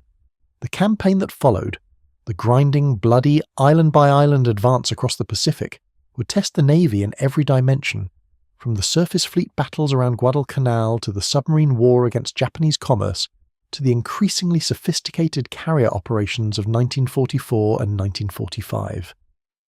While the Pacific War was being fought in coral and ocean, the Atlantic presented a different and in some ways more fundamental challenge.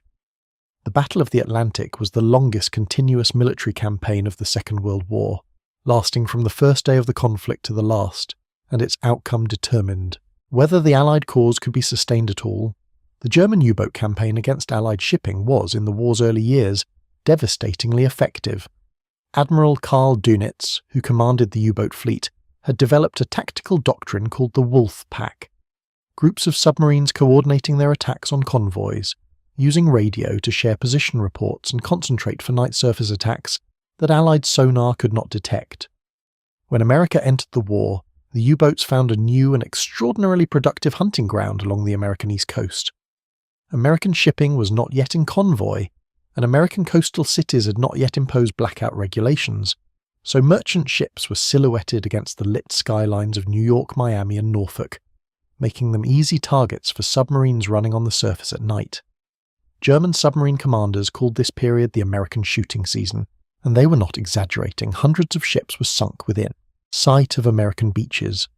Bodies and oil washed ashore on resort beaches. Vacationers sometimes watched in horror from shore as merchant ships burned and sank offshore. The response that eventually defeated the U-boats was a combination of technology, organization, and sheer industrial output. The convoy system was extended to American coastal waters and implemented rigorously. The Navy developed air cover for convoys, flying long-range patrol aircraft over the convoy routes and, crucially, developing escort carriers, small, mass-produced carriers whose sole mission was to provide air cover for convoys in mid-ocean, the area where land-based aircraft could not reach. New technologies made hunting submarines far more effective. Improved sonar, better depth charges, the acoustic torpedo that homed on submarine propeller noise, and above all the introduction of centimetre wavelength radar, which could detect a submarine periscope or conning tower at ranges that the submarines own. Radar could not detect the radar signal until too late. All of these changed the balance dramatically. The most decisive factor was intelligence. Codebreakers at Bletchley Park in England had broken the German naval Enigma cipher, one of the most closely guarded secrets of the war, and the ability to read German U-boat communications allowed convoy controllers to route convoys away from waiting wolf packs and to vector hunter-killer groups onto submarine positions. By mid-1943, the U-boat campaign had been broken. The sinking rates fell sharply, the loss rates among U-boat crews rose catastrophically, and Dönitz briefly withdrew his submarines from the North Atlantic altogether. They returned, but they never again threatened to win the Battle of the Atlantic. The sea lanes to Britain remained open. The Atlantic War also encompassed the Great Invasion convoys, the massive amphibious operations that were the Navy's other great contribution to the European theatre. The invasion of North Africa in November 1942, the invasion of Sicily in July 1943, the invasion of Italy in September 1943, and above all the D-Day invasion of Normandy in June 1944, each of these was a joint operation in which the Navy's contribution was decisive. Operation Overlord, the Normandy invasion, was the largest amphibious operation in history, and the Navy's role in it was immense. Hundreds of warships provided naval gunfire support for the landing troops, firing at German positions with a precision and volume that no land artillery could have matched. Thousands of smaller vessels, landing craft, minesweepers, control boats, were required to put over 150,000 soldiers ashore on the first day. The naval planning alone required years of preparation. On the beaches of Normandy, the sailors and the soldiers were so intermingled, the operation so complex that the clean distinction between the services almost dissolved. Destroyer commanders who brought their ships into water so shallow that their keels were practically scraping the sand to provide gunfire support for pinned-down soldiers were doing something that no manual could fully prepare them for. They did it anyway, and it mattered. The Pacific Campaign of 1943 and 1944 was, in its essential character, a problem in logistics and amphibious warfare on a scale that had never before been attempted in the history of warfare. The distances involved were staggering. The Pacific Ocean covers nearly 64 million square miles, nearly twice the area of all the land on Earth. Moving armies across it, supplying them, supporting them with naval gunfire and air cover, while simultaneously fighting a surface and air war against a determined and capable enemy, required an organizational and logistical achievement that still deserves more credit than it typically receives in popular memory. The Guadalcanal campaign, which began in August 1942 and lasted until February 1943, was the first sustained American offensive of the war and nearly ended in disaster. The initial landing was successful, but the Japanese response was ferocious. A series of naval battles around the island that cost both sides dearly and tested American naval leadership in ways that revealed both strengths and weaknesses. The naval battle of Guadalcanal in November 1942 was particularly harrowing.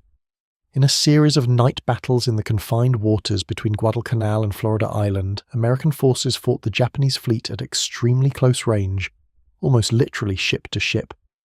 The losses were severe on both sides. Rear Admiral Daniel Callahan and Rear Admiral Norman Scott were both killed in action, a level of flag officer attrition that shocked the Navy. But the battle succeeded in preventing Japanese reinforcement and supply of their ground forces, and the Japanese ultimately evacuated their surviving troops from Guadalcanal in February 1943. The lessons of Guadalcanal about night fighting, about the importance of radar-directed gunnery, about the coordination between surface forces and air power, were absorbed and applied. The Navy that fought in 1944 was a significantly more capable instrument than the one that had stumbled through those terrible nights off Guadalcanal. The Central Pacific Campaign of 1944, conceived by Admiral Nimitz and executed by the forces under his command, was a masterpiece of strategic planning. Rather than fighting the Japanese at every island, a grinding, expensive approach that would take years, Nimitz's plan called for bypassing strongly held Japanese positions, cutting them off from supply, and seizing only those islands that were essential for the advance toward Japan. The Japanese troops left behind on bypassed islands would be left there, isolated and impotent, for the rest of the war. The Tarawa Atoll, captured in November 1943, demonstrated both the potential and the cost of amphibious assault against prepared defences. The Japanese garrison of Tarawa had built one of the most formidable defensive positions in the Pacific, and the assault cost nearly 1,000 Americans killed in 76 hours of fighting. The lessons learned there, about the need for more thorough pre-landing bombardment, about the crucial importance of properly designed landing craft, about the need for underwater demolition teams to clear obstacles, were applied to every subsequent landing. The Marianas Islands, Saipan, Tinian and Guam were the strategic prize of 1944. Their capture placed B-29 Superfortress bombers within range of the Japanese home islands. The Japanese understood this and committed their carrier fleet to stop the American landings in what became known as the Battle of the Philippine Sea in June 1944. The Battle of the Philippine Sea was the largest carrier battle in history. The Japanese sent 9 carriers against the American force of 15 carriers under Admiral Raymond Spruance. The battle's most dramatic episode was the Great Marianas Turkey Shoot, the popular name given to the one-sided air battle in which inexperienced Japanese pilots flying against superior American aircraft flown by experienced and well-trained pilots, suffered staggering losses. American fighters shot down over 300 Japanese aircraft in a single day. Combined with the loss of 3 Japanese carriers, 2 sunk by American submarines, 1 by carrier aircraft, the battle destroyed what remained of Japanese naval aviation as a serious force. The liberation of the Philippines in October 1944 triggered the Battle of Leyte Gulf, which was by tonnage the largest naval battle in history. The Japanese sent virtually everything they had left — battleships, carriers, cruisers, destroyers — in a complex multi-pronged attack intended to destroy the American amphibious force invading the Philippines. The battle sprawled across hundreds of miles of ocean and lasted 3 days, involving engagements at Surigao Strait, off Samar, and off Cape Engano. The most dramatic episode was the action off Samar, where a powerful Japanese surface force of battleships and cruisers surprised a group of small escort carriers and their destroyer escorts. The small ships, completely outgunned, fought back with desperate courage, destroyers charging battleships, making smoke, launching torpedoes at point-blank range against ships infinitely more powerful than themselves.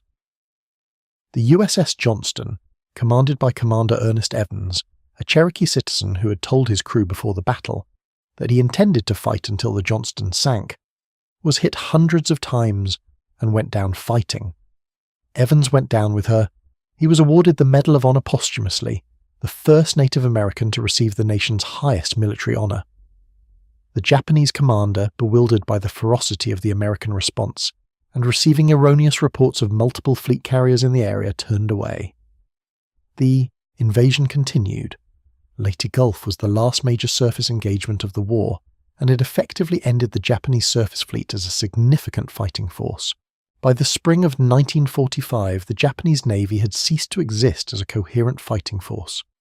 The surface fleet had been destroyed at Leyte Gulf. The carrier force had been annihilated at Philippine Sea. The remaining Japanese naval power was expressed primarily in kamikaze attacks, suicide aircraft crashes against American ships that represented Japan's last and most terrible innovation. The kamikaze campaign, which intensified as American forces advanced toward the Japanese home islands, exacted a toll that has been underappreciated in popular memory. During the Okinawa campaign of April through June 1945, kamikaze attacks sank or damaged hundreds of American vessels and killed or wounded thousands of sailors. The destroyers that formed the radar picket line around Okinawa, positioned to give warning of incoming kamikaze attacks, and therefore the first targets, suffered especially. Vessels that were hit but survived, full of dead and wounded sailors, still had to maintain. Their positions still had to fight off the next wave. It was one of the most psychologically brutal experiences of the entire war. The submarine campaign against Japanese commerce, conducted throughout the war from the earliest days after Pearl Harbor, had by 1945 essentially strangled Japan's economy. American submarines had sunk the majority of Japan's merchant fleet, cutting off the supply of oil, raw materials, and food that the home islands depended on. Japan's industries were starving for materials. Its population was surviving on reduced rations. Without the ability to move resources by sea, and American submarines, air power, and mines had made Japanese coastal waters extraordinarily dangerous, Japan's ability to continue the war was crumbling. The atomic bombs dropped on Hiroshima and Nagasaki in August 1945 ended the war that naval power and air power had made unwinnable for Japan. The Japanese surrender, signed aboard the USS Missouri in Tokyo Bay on September 2nd, 1945, was chosen with deliberate symbolism. A powerful American battleship in the heart of the Japanese home waters, receiving the surrender of an empire that had tried and failed to destroy the American Navy 4 years earlier. The war was over. The Navy that had won it was enormous beyond any previous conception. Nearly 3.5 million personnel, over 6,000 vessels, the most powerful naval force in the history of the world. And now, almost immediately, it faced a question that would define its next generation. What was a navy for in a world where atomic weapons existed? The question was not abstract. If atomic bombs could be delivered by aircraft against any target in the world, if a single weapon could destroy an entire city, did conventional naval power still matter? Could aircraft carriers survive in a world where land-based bombers could attack them with nuclear weapons? Did the battleship, already obsolescent before the war's end, have any remaining role at all? The answers would be worked out over the following decades, and they would transform the Navy almost as profoundly as the war itself had.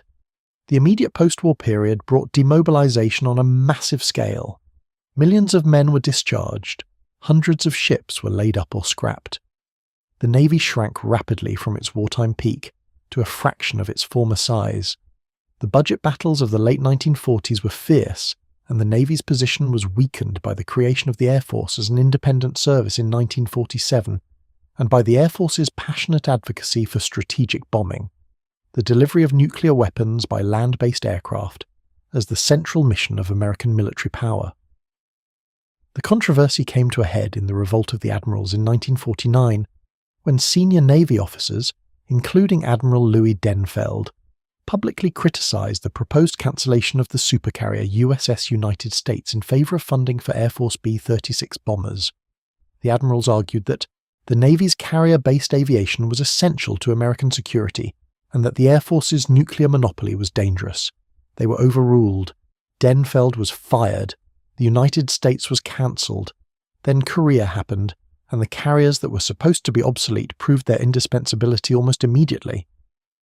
The Korean War, which began in June 1950 with the North Korean invasion of South Korea, demonstrated within weeks that the Navy's conventional capabilities were far from obsolete. American carriers provided close air support for ground forces, bombarded coastal positions, and helped sustain the logistical lifeline that kept United Nations forces in the fight during the desperate early months. The Incheon landing of September 1950, conceived by General Douglas MacArthur and executed with Navy and Marine Corps participation, was one of the boldest and most successful amphibious operations since Normandy. The tides at Incheon were among the most extreme in the world. The channel approaches were narrow and easily defended, and virtually every experienced military planner who examined the plan said it couldn't work. MacArthur's response was that the very factors that made it seem impossible would make the enemy believe it impossible, and therefore they would not be adequately prepared. He was right. The landing succeeded brilliantly, cutting off the North Korean forces that had driven the United Nations forces to the Pusan perimeter and reversing the entire course of the war almost overnight. The Korean War ended in 1953 in an armistice, not a peace treaty, and the Cold War settled into its long, anxious decades. The Navy's role in the Cold War was defined by two interconnected challenges: the need to maintain American naval supremacy in the face of a growing Soviet naval buildup, and the new mission of providing a strategic nuclear deterrent at sea. The Soviet Navy under Admiral Sergei Gorshkov underwent a transformation in the 1950s and 1960s that alarmed American naval planners. Starting from a relatively modest force of conventional surface ships and submarines, the Soviets built a blue water navy of formidable capability, including nuclear-powered submarines of various kinds, large surface combatants equipped with anti-ship missiles, and naval aircraft capable of threatening American carrier groups at long range. The American response was the development of nuclear-powered submarines carrying ballistic missiles, the submarines of the Polaris program. The idea was elegant in its strategic logic. A submarine lurking in the depths of the ocean, invisible to enemy surveillance, could carry nuclear-tipped missiles capable of striking any city in the Soviet Union. Unlike land-based missiles or bombers, the submarine was essentially invulnerable to a first strike. Even if the Soviet Union destroyed every land-based American nuclear weapon and every American bomber on the ground, the submarines would survive in their oceanic hideouts, capable of devastating retaliation. The USS George Washington, commissioned in 1959, was the first ballistic missile submarine, and her successful test of the Polaris missile in July 1960, the first submarine-launched ballistic missile ever fired, marked the beginning of a deterrent force that would remain the cornerstone of American nuclear strategy for the rest of the Cold War and beyond. Admiral Hyman Rickover, who essentially created the nuclear navy, was one of the most remarkable figures in the service's history, and one of the most difficult. He was brilliant, driving, contemptuous of mediocrity, willing to fight Congress, the Navy's own leadership, and anyone else who stood between him and the nuclear-powered ships he was determined to build. His standards were absolute. The nuclear submarine was unforgiving of mechanical failures, and Rickover demanded engineering perfection, in a way that the Navy's culture sometimes struggled to accommodate. Under Rickover's relentless pressure, the Navy developed not just the ballistic missile submarine, but the nuclear attack submarine, a vessel designed not to carry strategic missiles but to hunt and destroy Soviet submarines and surface ships. The Nautilus, commissioned in 1954, was the world's first nuclear-powered submarine, and her historic transit under the North Pole in 1958 demonstrated not only the remarkable capabilities of the nuclear submarine but the extraordinary skill of her crew and the revolutionary nature of what Rickover had built. The Cold War underwater was a shadow war of extraordinary tension and skill, fought in the crushing pressures of the deep ocean, invisible to the public, largely secret even decades after the events. American attack submarines tracked Soviet ballistic missile submarines, maintaining contact for days or weeks at a time, learning their acoustic signatures, cataloguing their operating patterns, preparing for a war that the deterrent structure was designed to prevent. Soviet submarines tracked American carrier groups, shadowing them across the oceans, always present but never seen. The Cuban Missile Crisis of October 1962 brought this shadow war briefly into the light. When American reconnaissance aircraft discovered Soviet ballistic missiles being installed in Cuba, the Kennedy administration imposed a naval quarantine of the island, a decision that put American destroyers and submarines in direct confrontation with Soviet naval vessels attempting to run the blockade. For 13 days, the world teetered at the edge of nuclear war, and the Navy was at the sharp point of the confrontation. A Soviet submarine, B-59, armed with a nuclear torpedo and unable to communicate with Moscow, had been depth-charged by American destroyers who did not know she was armed with a nuclear weapon and were simply trying to force her to the surface.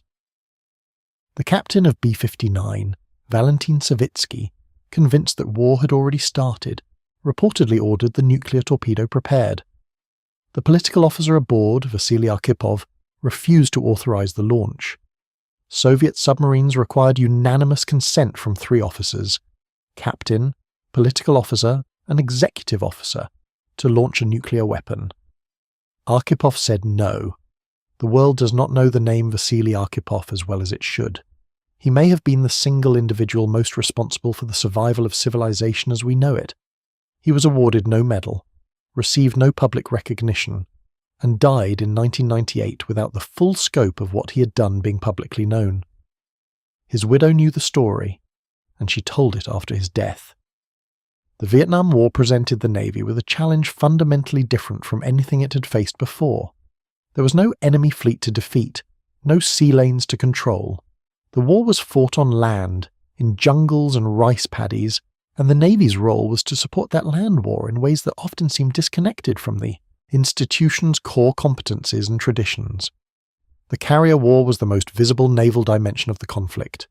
Carriers operating in Yankee Station in the Gulf of Tonkin and Dixie Station, off South Vietnam, flew thousands of sorties against targets in North and South Vietnam.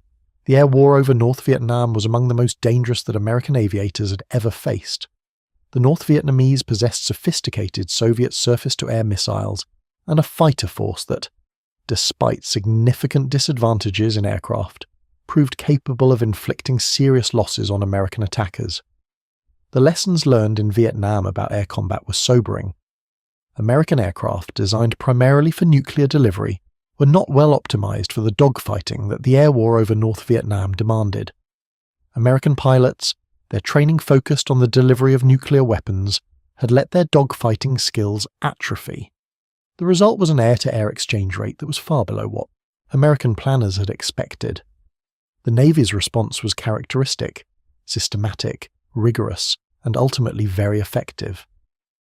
In 1969, at the Naval Air Station Miramar in California, the Navy established the Naval Fighter Weapons School, what the world would later know simply as Top Gun. The school brought together the best fighter pilots in the Navy and the best air combat instructors to teach the lost art of dogfighting. By the end of the Vietnam War, the exchange rate against North Vietnamese fighters had improved dramatically, and Top Gun became a permanent institution in American military education. The Navy also fought a very different war in the riverine environment of the Mekong Delta. The Brown Water Navy, shallow draft patrol boats, swift boats, riverine monitors, operated in the maze of rivers and canals that crisscrossed the delta, supporting ground operations, interdicting Viet Cong supply routes, and fighting a guerrilla war that bore no resemblance to the fleet, operations that had defined the Navy's identity since the Civil War. The Naval Support Activity Saigon, the Coastal Surveillance Force, the River Patrol Force. These organizations operated in conditions of extreme danger, with minimal publicity and minimal recognition. The men who served in them, many of them very young, operating in environments where the enemy could be anywhere, where the water itself was the battlefield, experienced the war in ways that differed profoundly from the public image of American military power. John Kerry, who commanded a swift boat in the Mekong Delta and later became a United States Senator and Secretary of State, wrote about the Brown Water Navy's experience with an intimacy that conveyed something of what it was actually like. The ambushes from the riverbank, the mines, the absolute uncertainty about where the enemy was and when he would strike, the weight of responsibility for a crew of young men in a very small boat in a very large and hostile river. The war ended badly in the chaos of the fall of Saigon in April 1975. The Navy participated in the evacuation, Operation Frequent Wind, which extracted thousands of American personnel and Vietnamese civilians from Saigon as North Vietnamese forces entered the city. Helicopters flew from the roof of the American embassy to carriers waiting offshore, making dozens of trips in a scene that became one of the defining images of American defeat. The post-Vietnam Navy was an institution in crisis. Morale was low, discipline problems were serious, drug use was widespread, and racial tensions that reflected the broader social upheavals of the era were sometimes explosive. The Navy had to reinvent itself, to find a way to rebuild institutional cohesion and professional pride while confronting a Soviet naval buildup that had continued unabated through the years of American distraction in Southeast Asia. The rebuilding was slow and painful, but it happened. The tailhook scandal of 1991, which revealed systematic sexual harassment and assault at a naval aviation convention, was another crisis, one that forced the institution to confront deeply embedded cultural problems that it had been avoiding for years. The response, however imperfect and incomplete, moved the Navy toward the more inclusive institution it would need to be for the 21st century. The collapse of the Soviet Union in 1991 removed the enemy that had structured American naval strategy for 4 decades. The Soviet Navy, which had been built at enormous cost and with extraordinary ambition, found itself without funding, without direction, and within a few years without the political entity that had created it. Ships rusted at anchor, crews were paid intermittently or not at all, and the most powerful naval challenge the United States had faced since the Second World War simply dissolved. The Gulf War of 1991 demonstrated both the Navy's capabilities and the new character of American military power. Carrier-based aircraft conducted thousands of sorties against Iraqi targets. Tomahawk cruise missiles, launched from surface ships and submarines, struck targets in Iraq with a precision that was genuinely revolutionary. Weapons that flew hundreds of miles and struck within feet of their intended targets, demonstrating a level of accuracy that previous generations of naval gunners could not have imagined. The amphibious threat of a marine landing kept Iraqi forces tied down on the Kuwaiti coast, even though no actual landing took place. The post-Cold War world presented the Navy with strategic ambiguity that was in some ways more challenging than the clarity of Cold War competition. Without a defined peer competitor, without a specific threat to structure its forces against, the Navy had to argue for its value in terms of flexibility, forward presence, and rapid response to crises that could arise anywhere in the world with little warning. The argument was made in a 1992 strategy document called From the Sea, which marks a significant shift in naval strategic thinking. During the Cold War, the Navy had been structured primarily for oceanic combat, for fighting the Soviet Navy in the North Atlantic and Pacific.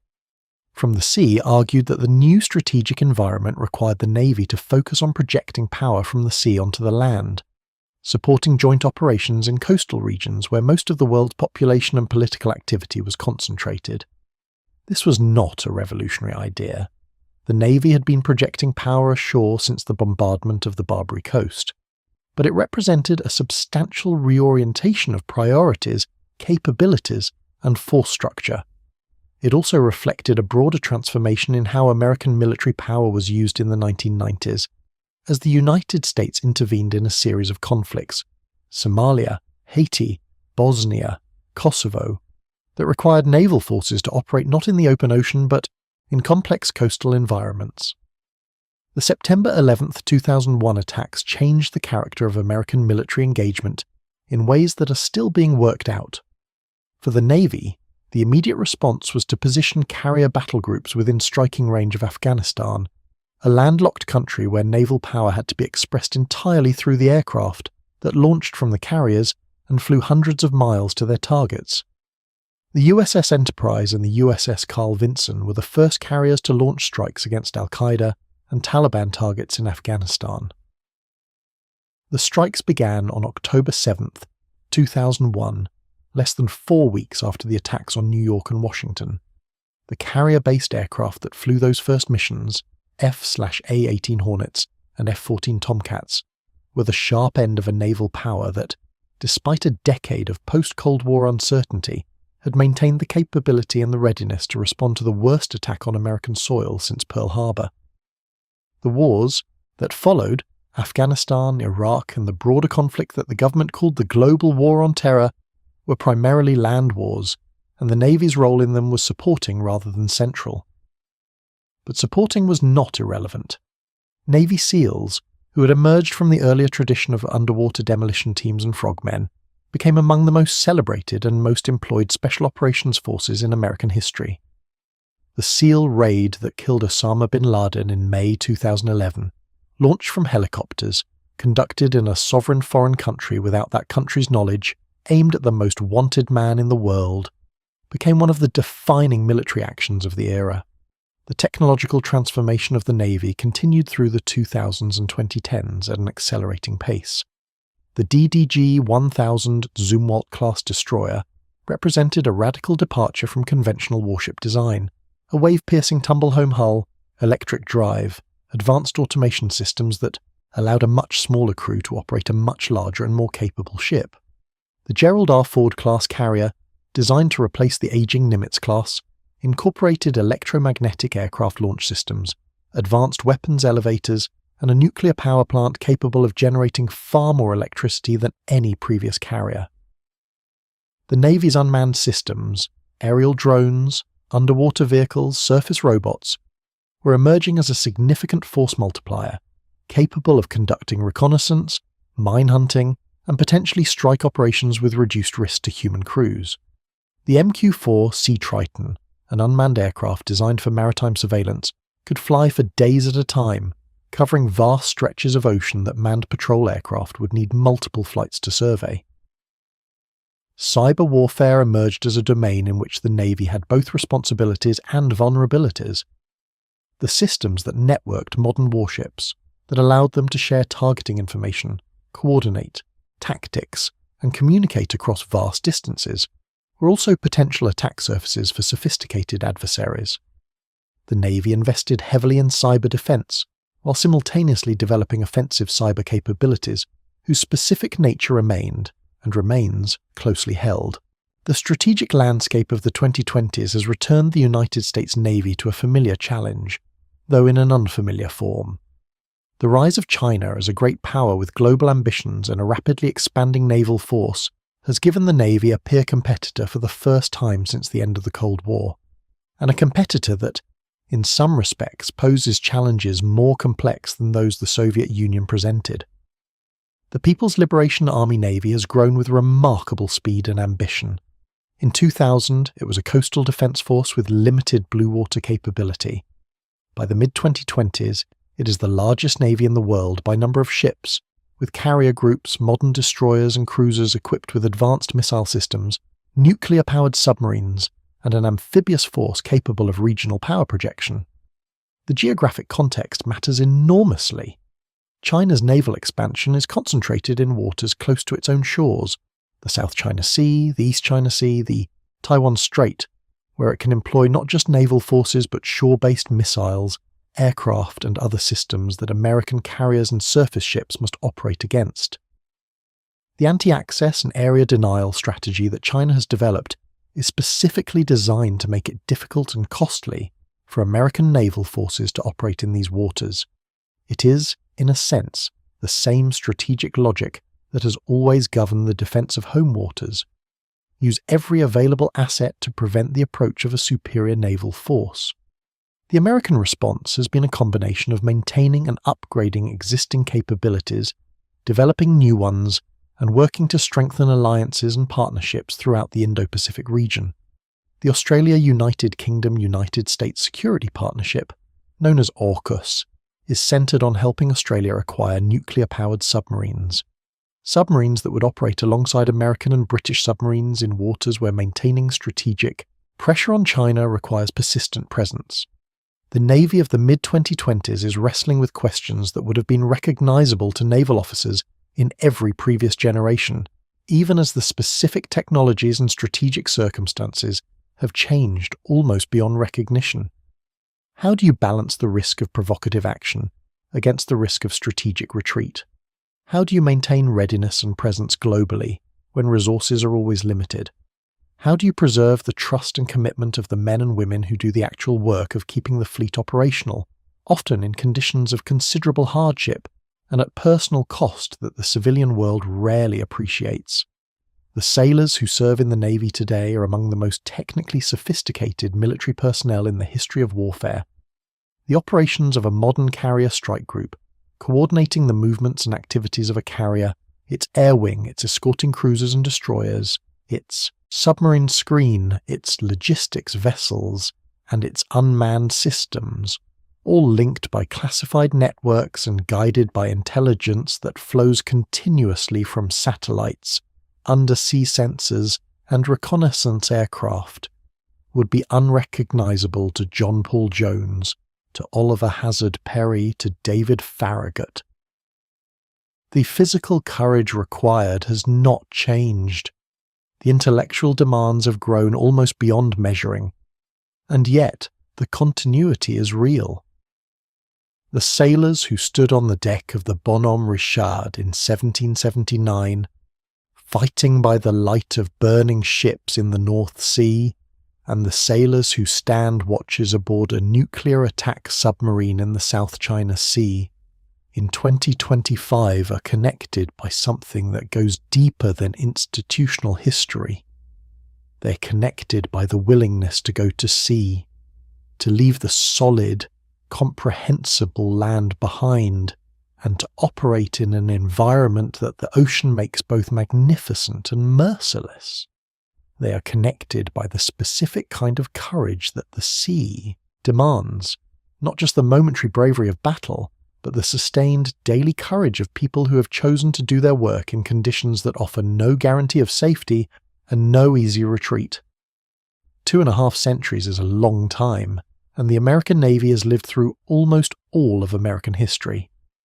It has been present at the most important moments, at Yorktown and Tripoli, at Lake Erie and Mobile Bay, at Manila and Santiago, at Midway and Leyte Gulf and the beaches of Normandy.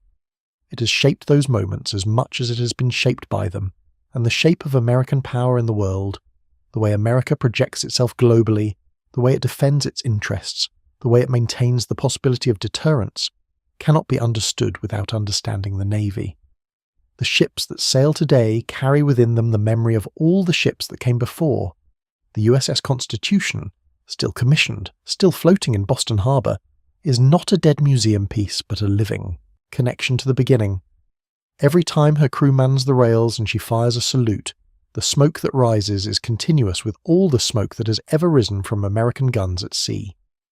The men and women who serve today carry within them the memory, however unconscious, of all those who served before. The traditions of the service, the customs, the ceremonies, the language, the way a watch is set and a ship is handled, have been transmitted from generation to generation for so long that they have become second nature, absorbed without thinking, maintained without effort, natural expressions of an institutional culture that is one of the most durable and distinctive in American life. The history of the American Navy is not a simple story of triumph and progress. It is a story of extraordinary achievement and terrible failure, of brilliant innovation and stubborn resistance to change, of individual heroism and institutional cowardice, of democratic ideals sometimes honoured and sometimes betrayed. It is a story, in short, of an American institution, complicated, imperfect, essential and enduring. The ocean is 3/4 of the Earth's surface.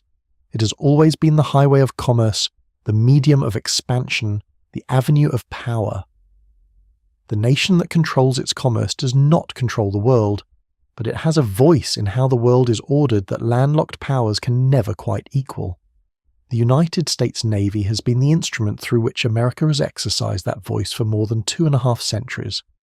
The sea remembers all of it, the victories and the defeats, the heroes and the forgotten, the ships that sailed in triumph, and the ships that went down in darkness. It keeps its silence and its secrets, its depths uncatalogued and its vastness unconquered. A reminder that for all the technology and all the power that human beings have brought to the water, the ocean itself remains, as it has always been, the master. The men and women who go to sea in its service know this. They know it in their bones, with the particular knowledge that only comes from experience. And perhaps that knowledge, the acknowledgement of the sea's indifference to human plans, the humility that the ocean demands of those who cross it, is, in the end, the most important thing that the history of the American Navy teaches. The story is not finished. It will not be finished as long as there are ships at sea, and the nation they serve endures. But for tonight, for these hours that we have spent together in the quiet dark, this is where we leave it, at the water's edge, with the sound of the waves and the long record of what human beings have done and tried to do, and sometimes managed to achieve on the great indifferent deep.